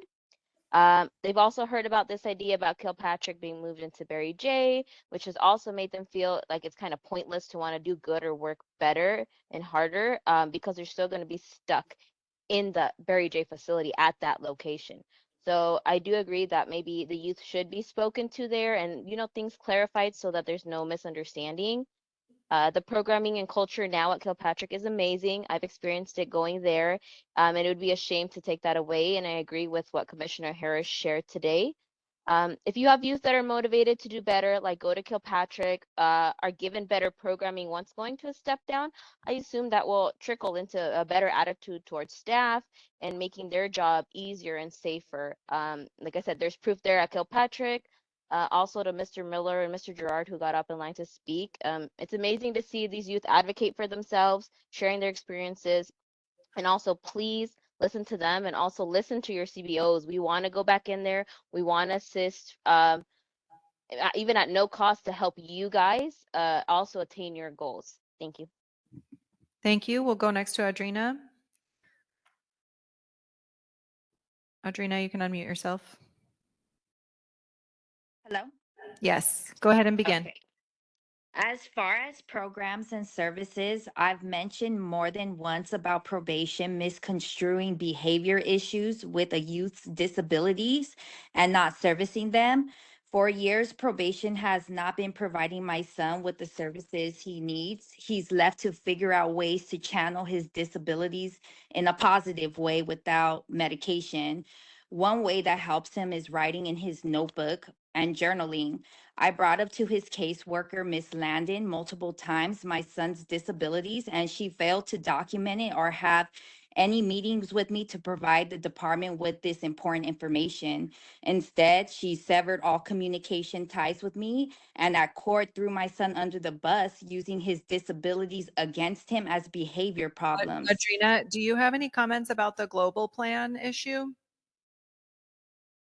No, well, I mean, everyone's talking about everything different, so it's kind of confusing, but this is important as well. So, I mean, isn't part of the global plan, what's it called, programming? Understood. If you want to talk about this, we can talk about it under general public comment, or you can direct your comments to the global plan. Okay, I'll wait till general comment. Thank you. Okay, next up we have a phone number, which is 310902. You're calling user number 19. You need to dial star six. Hi. Yes, you can begin. Hi, I'm glad you can hear me. Thank you for giving me this opportunity. I'd like to start off with thanking the gentleman that spoke so highly about probation. I know it takes courage to speak kindly when it's a pattern to only highlight the negative about the probation department. And also, if the morale is already low throughout the department, I don't think it's fair to uproot Kilpatrick staff or youth to another facility. How are you going to punish the staff or the youth that are doing an outstanding job by uprooting them? And can we use one of the camps, either Scott or Scudder, to house the girls? Maybe just use one of the camps for training. And then also, before we speak about giving our youth back to the community, I just want to kindly remind everyone that it is in their communities and their homes that they experience the trauma that led them into incarceration. Thank you. Thank you. We'll go next to Jake Smith. And we have after Jake Smith, we have James Maddox, another call-in user 22, and Helen Eigenberg, and that will be the end of public comment on this issue. So Jake Smith, you can unmute yourself. Hello, can you hear? Yes, you can begin. Yes, first I'd like to talk about the closure of Camp Page. It's kind of something I don't agree with because the chief says he wants smaller group models, but he's going to take camps that are maybe at 30. Some of them are at 40 right now and increase it to 50. And most of those kids are 707B offenders, which means they could go to SYTF. So what's going to happen is there's going to be no room. They're going to run out. And now you go with these young people that got a 9-month sentence, and now they're going to end up in SYTF with a minimum of 18-month sentence. So it kind of makes absolutely no sense on when he goes to the smaller group model, when he wants to increase it for camps. Also, the second thing I'd like to talk about is Kilpatrick. Kilpatrick is a great program, but it's so limited in the number of people it can service. You could take that same program and open Challenger up and have one side of Challenger have 8 on each side, and that can hold a lot of kids that they can service, and then the whole other side can be all for programming that they can specifically make for those kids. And the people at Sylmar should not have to step down in a facility, the same facility. It's just not a good thing. You want them to have a new environment, a place to go where they know it's going to be different. Kilpatrick isn't limited to the facility. It's limited to the actual program. And if you look, they've only had maybe like less than 10 incidents in the last year, because when they do have an incident, they hold the youth accountable and they send them back to Sylmar. The same needs to be done everywhere. Accountability in the camps aren't there. The accountability in the halls aren't there. We need to have that same attitude everywhere around, not just at Kilpatrick. Thank you. That's your time. Thank you. We'll go to James Maddox. James, you can begin whenever you're ready. Terrific. Thank you very much. There is a quote, "No army greater than an idea whose time has come." It's been interesting this morning to listen to the number of people who've acknowledged that the probation department is a $1 billion operation. I have proposed on many occasions, and I'll do it again, shutting it down. Take $300 million and allocate it or negotiate with either Orange or Ventura County. The balance of that money, $750 million, could be allocated to the unrealized liabilities that are highlighted in the county budget arising out of the action of probation officers who allegedly sexually assaulted children and youth. Not being a supporter of Droge or the current administration, we should look at the templates that they're using to for letters being sent to federal employees when we go about shutting down probation. The chief avoids attending the meetings. Winston Churchill said, "I no longer listen to what people say, rather I watch what they do. Behavior never lies." Not being able to get the table of organization when the table of organization is printed in the annual budget seems to be indicative of the resistance. Again, Churchill's quote, "I no longer listen to what people say, I watch what they do. Behavior never lies." Thank you. Thank you. We'll go to call-in user number 22. Your number starts with 213. You can unmute yourself by dialing stars. Yes, you can begin. Can you hear me? Yes, you can begin. Okay, my name is Jazar Holiday, and I disagree with the global plan. I'm from Youth Justice Coalition and formerly incarcerated youth. Moving youth has been disastrous in the past and traumatizing to youth. We have all already seen this tactic fail, specifically moving girls into a facility that was made from the ground up for boys. Their needs are so different. Any pauses in education, programming, essential mental health services, and related medication delivery could severely dysregulate youth in receiving treatment. This move will force youth to cope with all new facilities, new staff, youth interactions, provider schedules, etc., all of which are contrary to the most basic tenets of rehabilitation. Thank you. Thank you. And final comment will be by Helen Eigenberg.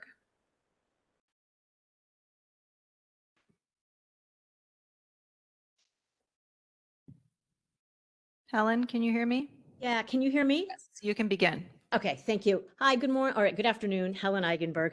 I just spent the morning out at Opportunity House in Westwood, and there's been a lot of talk of home-like settings. And Chief, I would encourage you, your coworker Eric Raleigh knows all about Opportunity House. If you want to see what home-like settings look like, please go visit Opportunity House. It is a court to college program. It is thriving. The youth there are thriving, and it's what we should be talking about.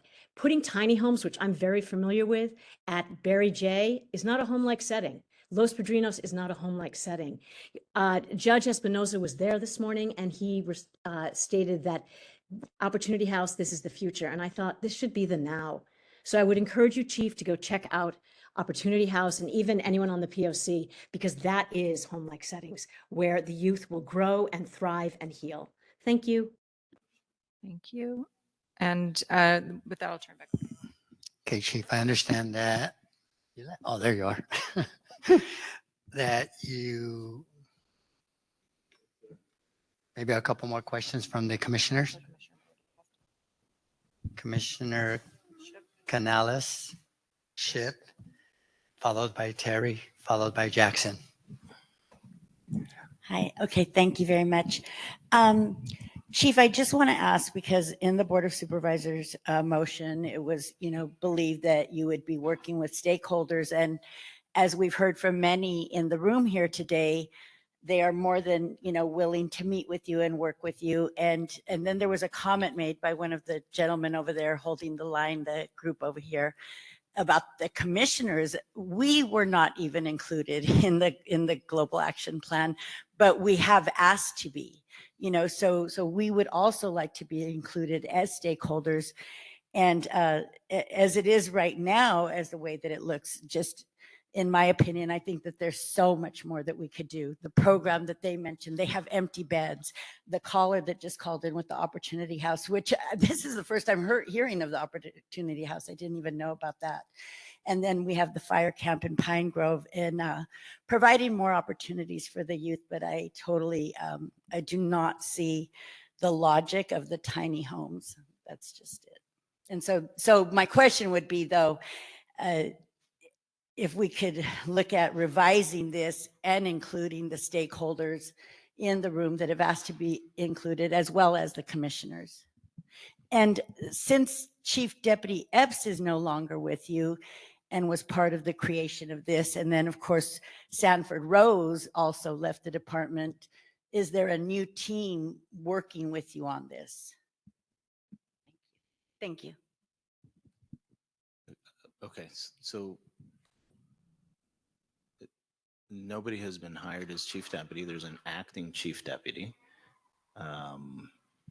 And there will be an acting deputy director behind Rose. I think those announcements should come out, but there's been no new recruitment and new permanent folks. So we'll just have folks on the current management team, double duty and taking additional duties until we put another recruitment out. With respect to input, yes, absolutely. But I just don't want, I think there's a lot of confusion here on what the global plan is. And I think we have to go back to the beginning. This is a facilities global plan on the utilization of the sites that we have for the anticipated youth in our system. This is not there are all sorts of other efforts and requirements that have to do with how do we impact recidivism? How do we supervise people in the field? Do we have electronic monitoring? What type of recommendations are we making? Are we using the appropriate assessment tools? That's not part of the global plan. It is a facilities global plan on, I have to make a discretionary decision on what I believe the population we have to house on based on the data that we have. And then based on both the budget, the locations we have, the commitments that we have to DOJ, how we could best accomplish that and do better than what we're currently doing. So there's no disagreement that what we have is insufficient and it is the base. There's no disagreement there. I think where we're getting a little bit lost is I think folks want to put into the conversation all sorts of things that don't have to do with, I have to make a decision on what facilities are going to house whom, and then we decide how we're going to build out. So we do more than simply cosmetic changes, which is inappropriate, and we don't want to continue doing that. It's also a response to all of the things that we're required to do, which is to reimagine how we provide services for young people that came from the BOS, to come up with a solution for LP to have less population so we're more successful with the staffing component. And then there are a whole host of other considerations I have to take into account that cannot be public. The funding is transparent. I just presented the budget publicly. That's there. everything is in there, but there are safety considerations for certain locations and why it can be used for one type of housing or not another. So some of the suggestions that say, why don't we use this facility for this? We can't, because it's a different type of facility, and the infrastructure it would take to have the right security just isn't possible. So it's a long way of saying, I do want the input. I don't want to misguide people to think that the sky's the limit and we can come up with solutions that say, in LA County, we should build 24 small community. Like, that's not within my power, nor the budget, nor what's before. It's with what I have, what is the best utilization? Those are all good conversations and should be, but they're separate to this. Thank you, Chief. And with all due respect, I mean, if there is a lack of understanding, it is also because there's been a lack of communication and availability. And I think if, maybe that door could even be opened, maybe we could address some of the issues. Fair enough. Commissioner Ship. Yeah. Is that one working? Yeah. Real quickly, and I think like the commissioners touched on a bunch of my questions, so maybe just two. Well, there's no mention of Pine Grove, but I seen in the budget presentation the DA mentioned Pine Grove, and that we don't have a lot of youth there. What is your plan around Pine Grove, and also why is it not mentioned, especially when you talk about depopulating a lot of these youth? That's a great question. So Pine Grove is run by and funded by the state. We're consistently trying to recruit eligible SYTF young people to go to Pine Grove. For whatever reason, we've been unsuccessful. It is a voluntary program. Recently, we've had presentations by former Pine Grove firefighters that now have full-time jobs. We've had presentation by an actor that is very involved with the youth come down. So we're actively pursuing. I think it's underutilized. I would love to see more of our young people hear about it, know about it, and go to Pine Grove. Mr. Raley is currently working on what we're missing in terms of being able to motivate young people to go to it. But it's not here because it's not our program. There are beds available to us, and I agree that it's underutilized. Okay. And the reason why I'm asking these questions is because you talk about SYTF youth specifically and how they cannot go home. The courts charge them to you, but they can go to Pine Grove, right? And what I'm hearing is like that this is a facilities plan. This is focused towards facilities, but it's also focused towards the people in these camps, right? Mm-hmm. These young girls at DKC, they were doing a lot better. It's like that setting. At CVK, they're doing better in that setting. So sending CVK boys across the county back to Barry J, I don't know. I think that harms them a little bit. And I think a lot of commissioners touched on it, that it's a real frustration with this plan because we are moving these boys backwards. We are sending these girls across the county, away from their families, away from credible messengers, away from providers, away from everybody that is there to help them. So it's not just a facilities plan because it's moving everything from providers to credible messengers to staff, everything, right? So, and you said you would like a real recommendation. So I'll give you a real recommendation because I feel like we are not getting to that point of it, right?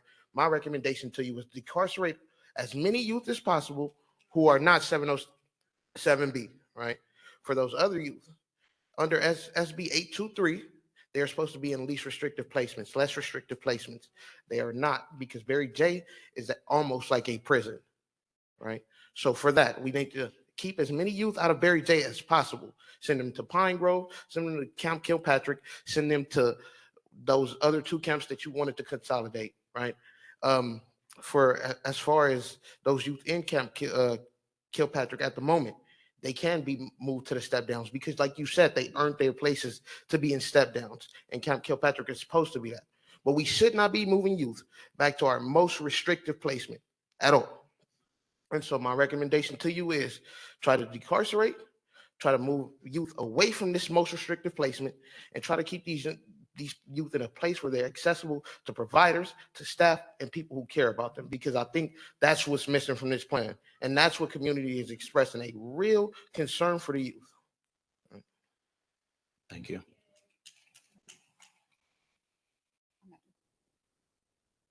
So just to close the loop on this, what would be the formal way for people to provide the feedback? Because I do think, as many of us are touching on, there's a lack of trust. I think it takes a really long, we have to subpoena to get information that we ask for. I don't think anyone really feels confident that if we do provide the feedback, some of which has already been shared today and in this pros and cons document, that it will be meaningfully considered from community members, from current probation staff, that they'll actually have a way to say, oh, actually, this wouldn't work. I would have to be homeless in order to, because I'm not getting my salary. And I think, yeah, what's the formal way that people can share feedback?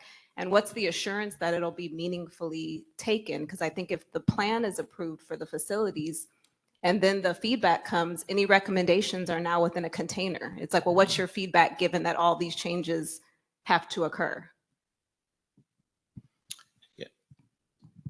So DYD is going to assist probation in setting up future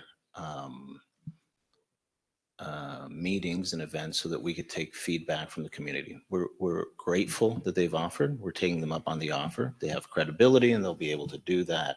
And that'll be specifically for this, for the global plan, to be able to get that feedback. That's going to be one avenue. I think that you received the recommendation. And of course, that's your decision on putting together a work group with folks and giving that as official recommendations with respect to this. And then if the global plan moves forward, remember this is multi-year and there are different pieces. So even if it moves forward on the original pieces, there are going to be these formalized work groups for each one of the locations that are going to include the department heads that provide or their designees that provide the services. And that's also a place where we're going to figure out how to get input. So there are going to be multiple places to do that. And we do look for, again, I'm going to keep pushing on the idea that it has to be specific to what the question is at hand. There are all sorts of other issues in probation that have to do with the staffing, that have to do with all sorts of other questions that are not part of this plan. They don't go in this plan. That doesn't mean we don't want to engage in it, but in order to be productive, there's some decision points that have to be made with funding and pieces that, we have to get to those answers. Because I'll remind folks, I think we all agree that nobody is satisfied currently. And so I would hate for this to become a 5-10 year sort of project, and then the young people that need something better. That delay worries me, especially on large bureaucracies. And so I would hope that there's a way to take this input, make any necessary changes as possible, and not unnecessarily delay improvements for the conditions. Commissioner Jackson. Yes, thank you so much. And I appreciate you, Chief, offering us some clarity around what this plan is and what it's intended to do, because I was prepared to push back because there are like meatier areas that I'm more invested in that are lacking here. And now I understand what this is.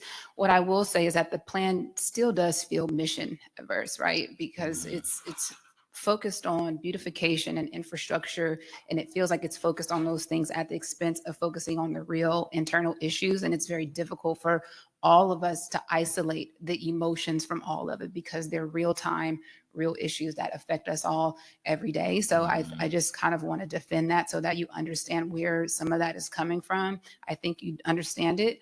The home-like environment thing always kind of trips me up a little bit, right? Yeah. Because I'm from South LA, I'm from the hood, right? And it's like most of us affected by this institution, we come from the hood. And so the concept of a home-like environment, it's like, well, when you come from a broken home, what does that even really mean? What are our neighborhoods look like? So probation's job in some respect is to help us create healthy concepts of what home is and what it's meant to be. And those things are not physical. Those things are immaterial. It's stability, it's support, it's safety, right? And so, yes, we're looking at these really lofty plans and we've got these modifications and all this construction.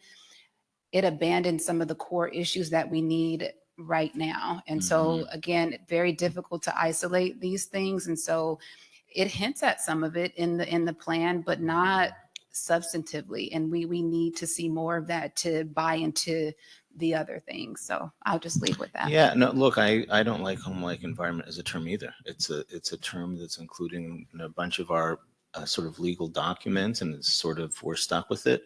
But it sometimes it takes us further away from what we're trying to do. What we're trying to do is create an environment of positive relationships, and that starts with the interactions that they have with the employees, right? Mhm. That to me, when we talk about home, like, it starts there before we even talk about the physical piece. But the physical is important because it informs folks on how we value them and how they see themselves. So having something that looks like a cell and you have no time in the day to feel like a normal person that isn't being punished, that matters too. And with that respect, I think that we have to keep our eye on the ball that long term, whatever investments we're going to make, these places, they have to be safe, but they also have to allow folks to engage in safety, for example.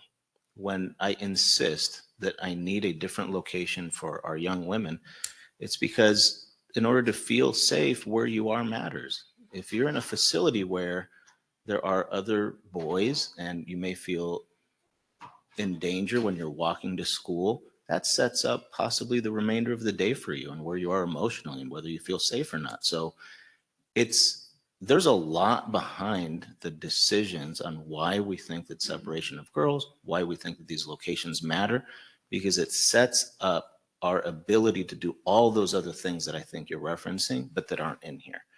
But I get your point that them not being in here doesn't allow you to sort of take a view of the whole thing.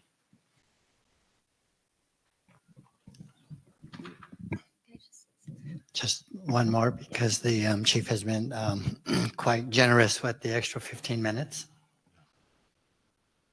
So sorry for taking up time, but I think Here. Sorry. Actually, I started by saying I'm sorry, and I'm actually not sorry. So I take that back. I think part of what is so frustrating with this plan is that it doesn't account for the fact that none of this can occur in a silo. And you've created something that exists purely in a silo and that does nothing to meet the actual needs of young people, which I think is inherent in your mission and your intention. So this whole thing falls flat. There's no indication that any young person is interested in a small home Sunburst Academy replication. So that feels like it could potentially be a waste of money. There's no indication that the girls and gender expansive youth at Dorothy Kirby Center, their needs are not being met. There's no indication that consolidating Camps Page into Camps Page population into Camp Afflerbach and Rocky is going to result in anything better for these young people. In fact, you have a union that was celebrating your resignation in December, at least per Mr. Ford's letter to his staff. You have staff here who are saying they're deeply frustrated with you and the things that you have done. You have a DOJ settlement that that demands you to come into compliance with staffing. You have a BSCC mandate that states that you are out of compliance with staffing.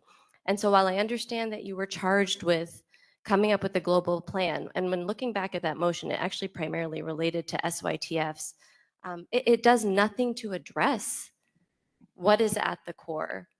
All of these things are relational. And so it just feels like we're speaking in a vacuum.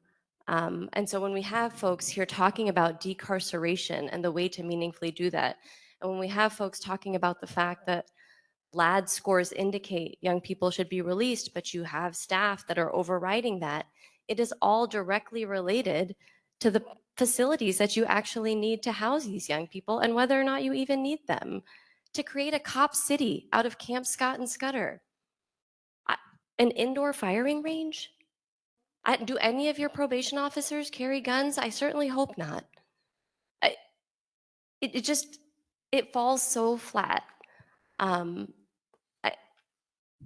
That's, I guess I'm not asking a question, but just stating, I think, what many people are feeling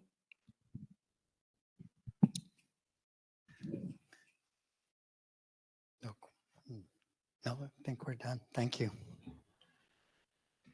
Okay, we are going to move to agenda item number 6. Is a report from the PLC Ad Hoc Committee on Community-Based Organization Relationships and Recent Findings. Commissioner Terry, Chair of the CBO Ad Hoc Committee, please proceed with your report. Yeah. All right. A lot of movement in this meeting. I wanted to start by saying something positive, which is an event that we attended, and folks are leaving. No, I wanted to share something positive. It's okay. I'm kidding. I know we've been here a long time. I'll keep it brief. Commissioner Canales, myself, and Executive Director Wendy Julian were able to attend a really great event at Barry J. And I know a lot of times we don't share positive news, but I just wanted to share that the probation officers there did an amazing job putting together a Valentine's Day event for young people who had been incident-free for a period of time. It was wonderful. It was catered. They got to invite a special guest. There was a DJ. It was beautifully decorated, and it just was a really wonderful event. And so wanted to give that shout out. I know that Director Krista Newble is no longer there, and so we're really hopeful that the good work she started at Barry J will continue. Speaking of continuing work, I've come to several of these meetings talking about the recommendations that our ad hoc put forward to really strengthen programming in the facilities. Unfortunately, that work has stalled. The department agreed to implement most, if not all, of our recommendations. And in the last 3 months, we have not had any movement. We haven't gotten any updates on policies that we've provided input on. Now that Kimberly Epps has retired, she was our main point of contact. The new point of contact has not gotten back to us on our requests to meet. So the work seems to have stalled. And I think, you know, with all of this movement in the department, we know that programming is important and it needs to be stabilized. So we need to get some protocols and practices established so it can continue. So that's the spirit behind the motion that I wanted to put forth today, which is that probation would direct a representative to respond to our ad hoc committee to meet with us prior to the next PLC meeting. That representative should be prepared to respond to what progress has been made on all of the recommendations that we've been communicating about. We would request that they also respond back to us with the policy, the temporary departmental order that we had been providing input on, that they would share that in advance, and so that we could see how our recommendations have been integrated, and that this representative meet with us at least once a month until the ad hoc is disbanded. We've been in formation for almost a year. We need to kind of move forward. So that's the motion that I'm putting forth today. If I can have a second. Seconded by Commissioner Jackson. Thank you, Commissioner Jackson. Okay. Any other commissioner that would like to comment? Commissioner Canales. Thank you. Yes, I'll just second, you know, what was just said, everything that was just said. And I'd like to thank everybody that stayed behind. I know it's been a long day, but especially because community-based organizations, this is our ad hoc, and we have been striving and pushing and really wanting to make that a #1 priority, because we know that's what works. We know that's where the solutions lie. And, you know, so I really just want to lift that up on the efforts we have been making and being persistent, even when we get canceled on time and time again. We're not going away. And so I'm just very thankful for the motion you're putting forth, Commissioner. We do not have any written public comment on this item. Is there anyone in the room who wants to make public comment on this motion for the public's benefit is attached to the agenda. It is the one that says POC motion for CBO relationship ad hoc committee. And it's a list of the 4 recommendations that Commissioner Terry just listed. I don't see anybody standing up in the room. Do we have anybody online? Okay. I didn't know you were here, Ms. Ross. Thank you for joining, and we would welcome your comment on this topic. Thank you. Ms. Ross, I think you probably have two things open with the meeting, maybe a phone and a computer. Can you mute one of them or turn off one of them? There's an echo. I don't know. I don't have a phone on. I'm on my desktop.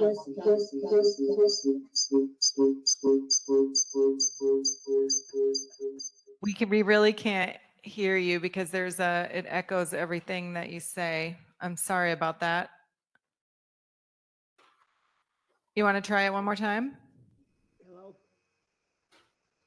Can you hear me now? Oh. No. No. I thought it did, but I don't think it's working. We'd love to have your comment in writing if you can email it to me or to Janae, and we'll attach it to the agenda. I'm sorry the audio isn't working. Any other online public comments? Okay. Are you ready for a vote? Yes. Okay. Oh, yeah. Any other? Okay. All right. Please vote yes, no, or abstain on this motion that is attached to the agenda. And I'll note that Commissioner Meredith had to leave. Commissioner Canales? Yes. Commissioner Harris? Yes. Commissioner Jackson? Yes. Commissioner Kakani? Yes. Commissioner Meredith has left. Commissioner Prater absent. Commissioner Ship? Yes. Commissioner Terry? Yes. And Commissioner Mundo? Yes. So 7-0, that motion passes with Prater and Meredith absent. Okay, I spoke to Director Julian, and unless there is an objection, we'd like to table item 7 for the next meeting. Perfect, a lot of thumbs up there, good emojis. Now we'll go to item number 8. Do we need to vote on that though? I don't think so. Oh, well, We I did it? seconded it. There's an item. Okay. I will make a motion to table. I would like a second. I second that. Connie seconds. Any public comment on the motion to table item number 7? Please read the reports. They're really awesome.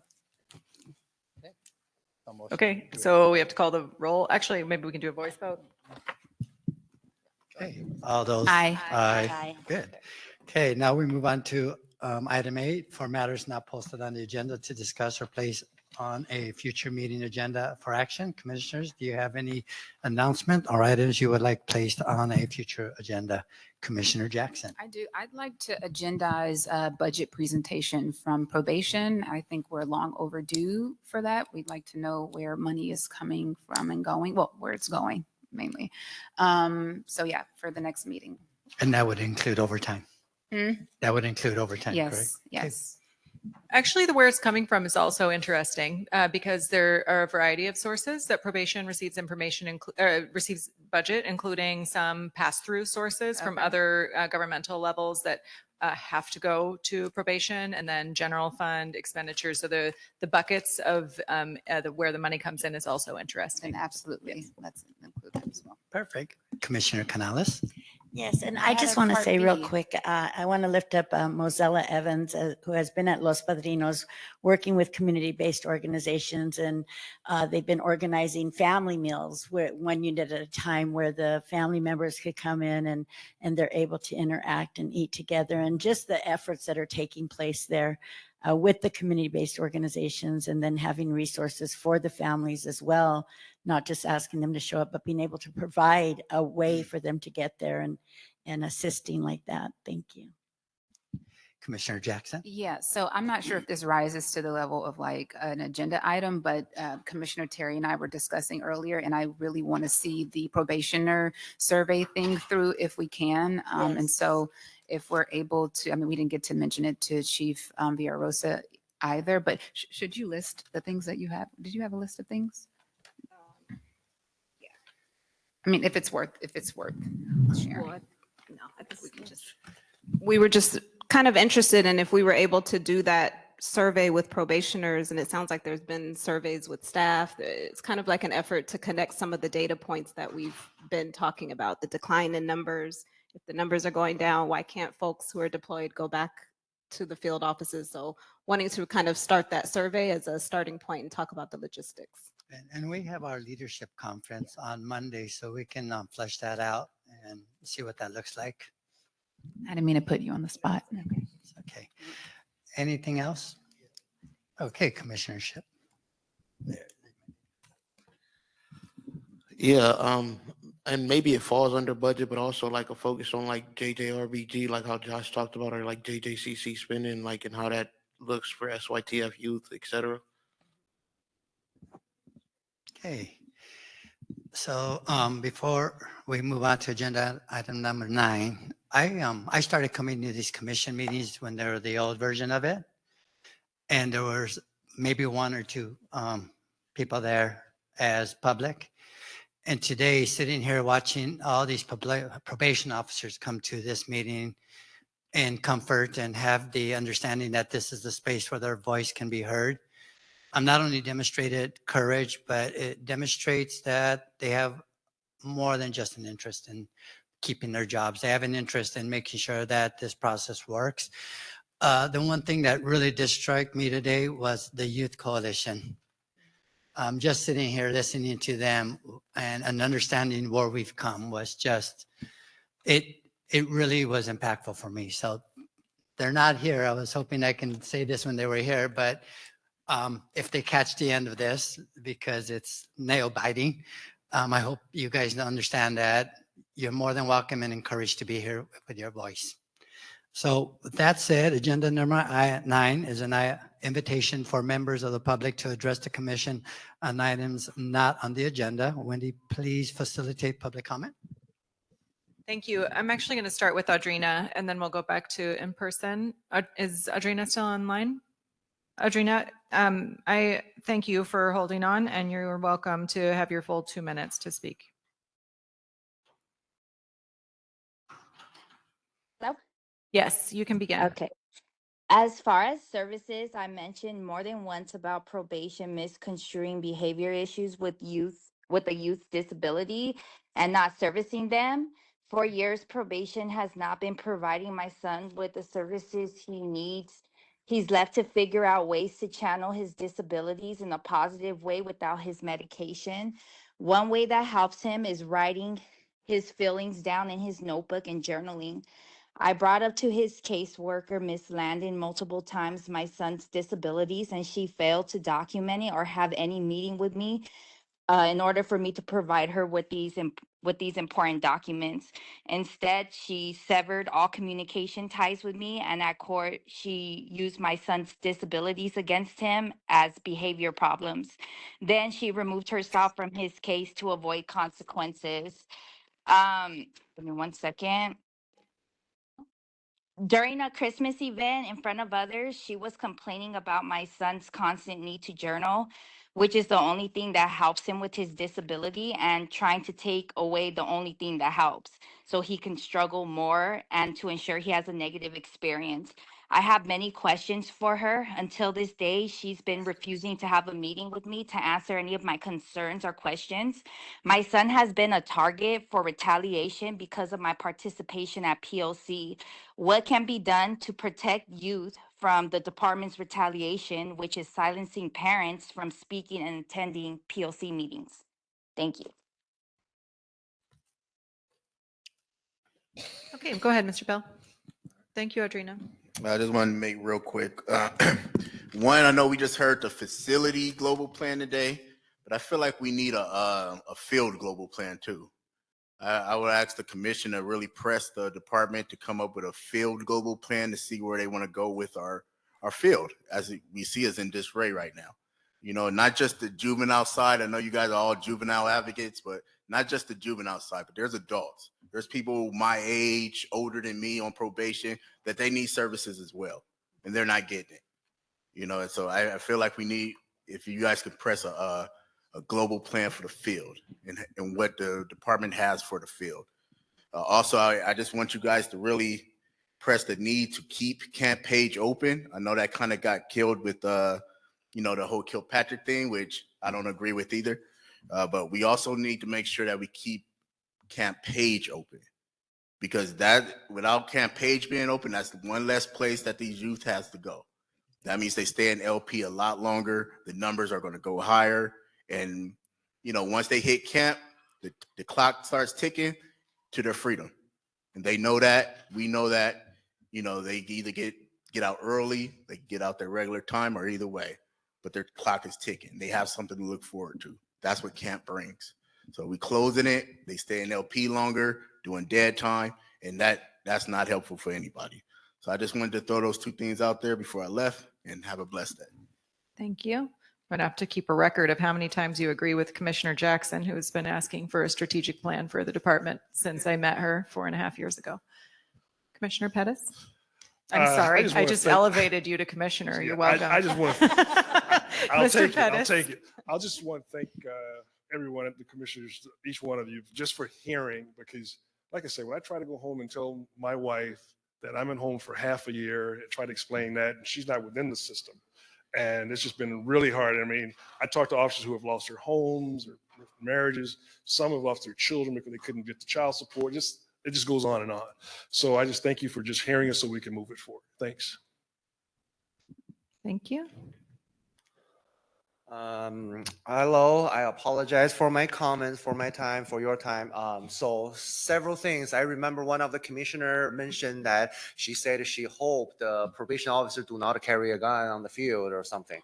Well, I have absolutely opposite opinion on that. So when the probation officer are dealing with someone on the field, they were dealing with the gangsters.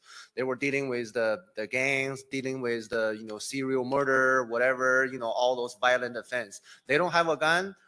That guy can pull up a knife. That guy can pull up a, whatever, machete or whatever. So when the officer doesn't have a gun, I'm concerned about the safety of the probation officer right there to begin with. Second is that I disagree with the board, with our director, that we continue to blame the department. We continue to blame the chief, that we continue to ignore the fact that those individuals, they are the one who made the choice to commit a crime in the first place. I don't believe somebody forced you to commit a crime. I don't believe anyone, forced you to rape a woman. Someone forced you to commit rob a bank or anything. But it's your own desire. And then after that, when you end up in jail, in prison, and then you end up in the probation, and then somehow everybody blame the chief, the department didn't provide good services. But it seems like you are no longer in charge of your own individual behaviors anymore. So right now I understand, after I commit a crime, I blame the chief. After I commit a crime, I blame the department, instead of blaming myself, why I made that wrong choice to commit a crime to begin with. And then I also heard several comments about decarcerate woman, decarcerate girl. I also do not understand that comments that, so you are saying that a woman commit a crime, they have to be decarcerated. When a man commit a crime, they have to stay in jail, in prison. So. Thank you. Next speaker. Hello, my name is CA and I'm with Layup. I'm not usually one for public comment, but I'm hoping to make a few requests of the commission, of the board, and maybe ground us back into what we were talking about today. So first and foremost, thank you for your comments and the budget presentation requests. I think it's really important on where we're looking where the money comes from, and what limitations are on that money, because probation thinks that they can spend it wherever and however they like. So if we really get down to the limitations on the funding, and I would like for the commission to revisit the motion that the chief is convinced limits the plan to a facility. I think that's an interpretation of the motion and not necessarily what he's claiming, because these things can't be done in silo or in isolation. They're deeply relational. That's what we heard from community. That's what we're hearing from all of you. Another thing I'd like to request is not the assumption that gender expansive and queer folks are looped in with the girls, because they are not clearly stated in the plan, and that lack of clarity is a real risk of their safety. And not all trans and queer young people have the same needs as girls, and we need to be very diligent in that assessment. And I would like us to track, if we can, maybe together, Layup has some analysis and assessment of your pros and cons that we'd love to share with you. But another thing is what else is happening in the county while this plan, quote unquote, if passed, is implemented. And one of them being is the safe healing centers that is dedicated and focused on girls and gender expansive youth led by DYD, along with the LA model that they've committed to that they're clearly not following themselves. So thank you. Thank you, Sia. Okay, we have 2 speakers online, and then we will wrap up public comment for today. And we'll start with Lindsay. Can you hear me? Yes, you can begin. Thank you. Hi, my name is Lindsay Eichenberger. I'm here with the Arts for Healing and Justice Network.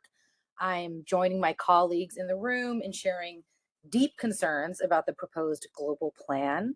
And we will continue to redirect the conversation to decarceration for young people in LA County whenever possible.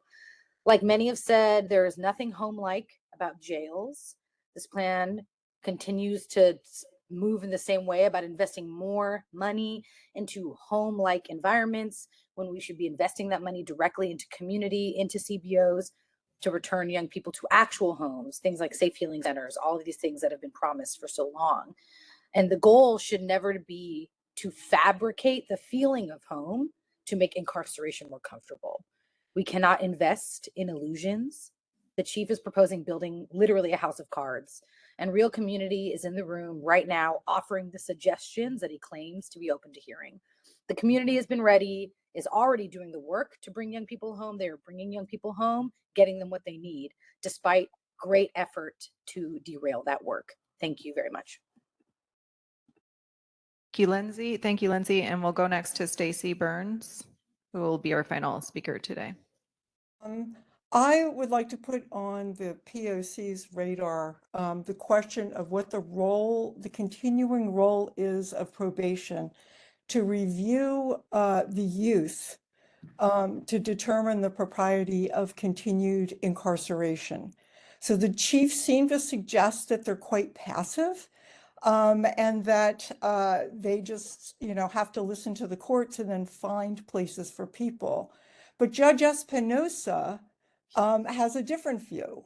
And he said at the last hearing on this BSCC issue that it was incumbent upon probation to report to the courts when they felt that circumstances surrounding a particular youth had changed. Judge Espinosa then ordered probation to do a review of all of the youth at Los Padrinos, and at the request of probation, he ordered that the public defender and the DA participate in the process to determine whether any of them should be released or returned to the community in one way or another. And so I think there's a disconnect about how probation sees its role and how the court sees their role. And I would like, it seems to me that a continuing review for each youth, it could be one youth a day, and you could do this on a quarterly basis, is an important component sort of to the entire rehabilitation system. So I just wanted to put that out there for the POC to consider. And the second thing was just for the youth that are at LP because they don't have a safe home to return to, I think they should be front and center, and they should be out of there with the help of other departments. Thank you. Thank you, Stacy. So with that, we are now at item 10, adjournment of the regular meeting of March 13, 2025. Thank you all for joining us and sharing your comments.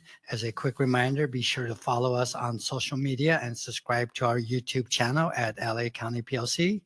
To receive reminders about our upcoming meetings, visit our website at plc.lacounty.gov to subscribe to our email listing.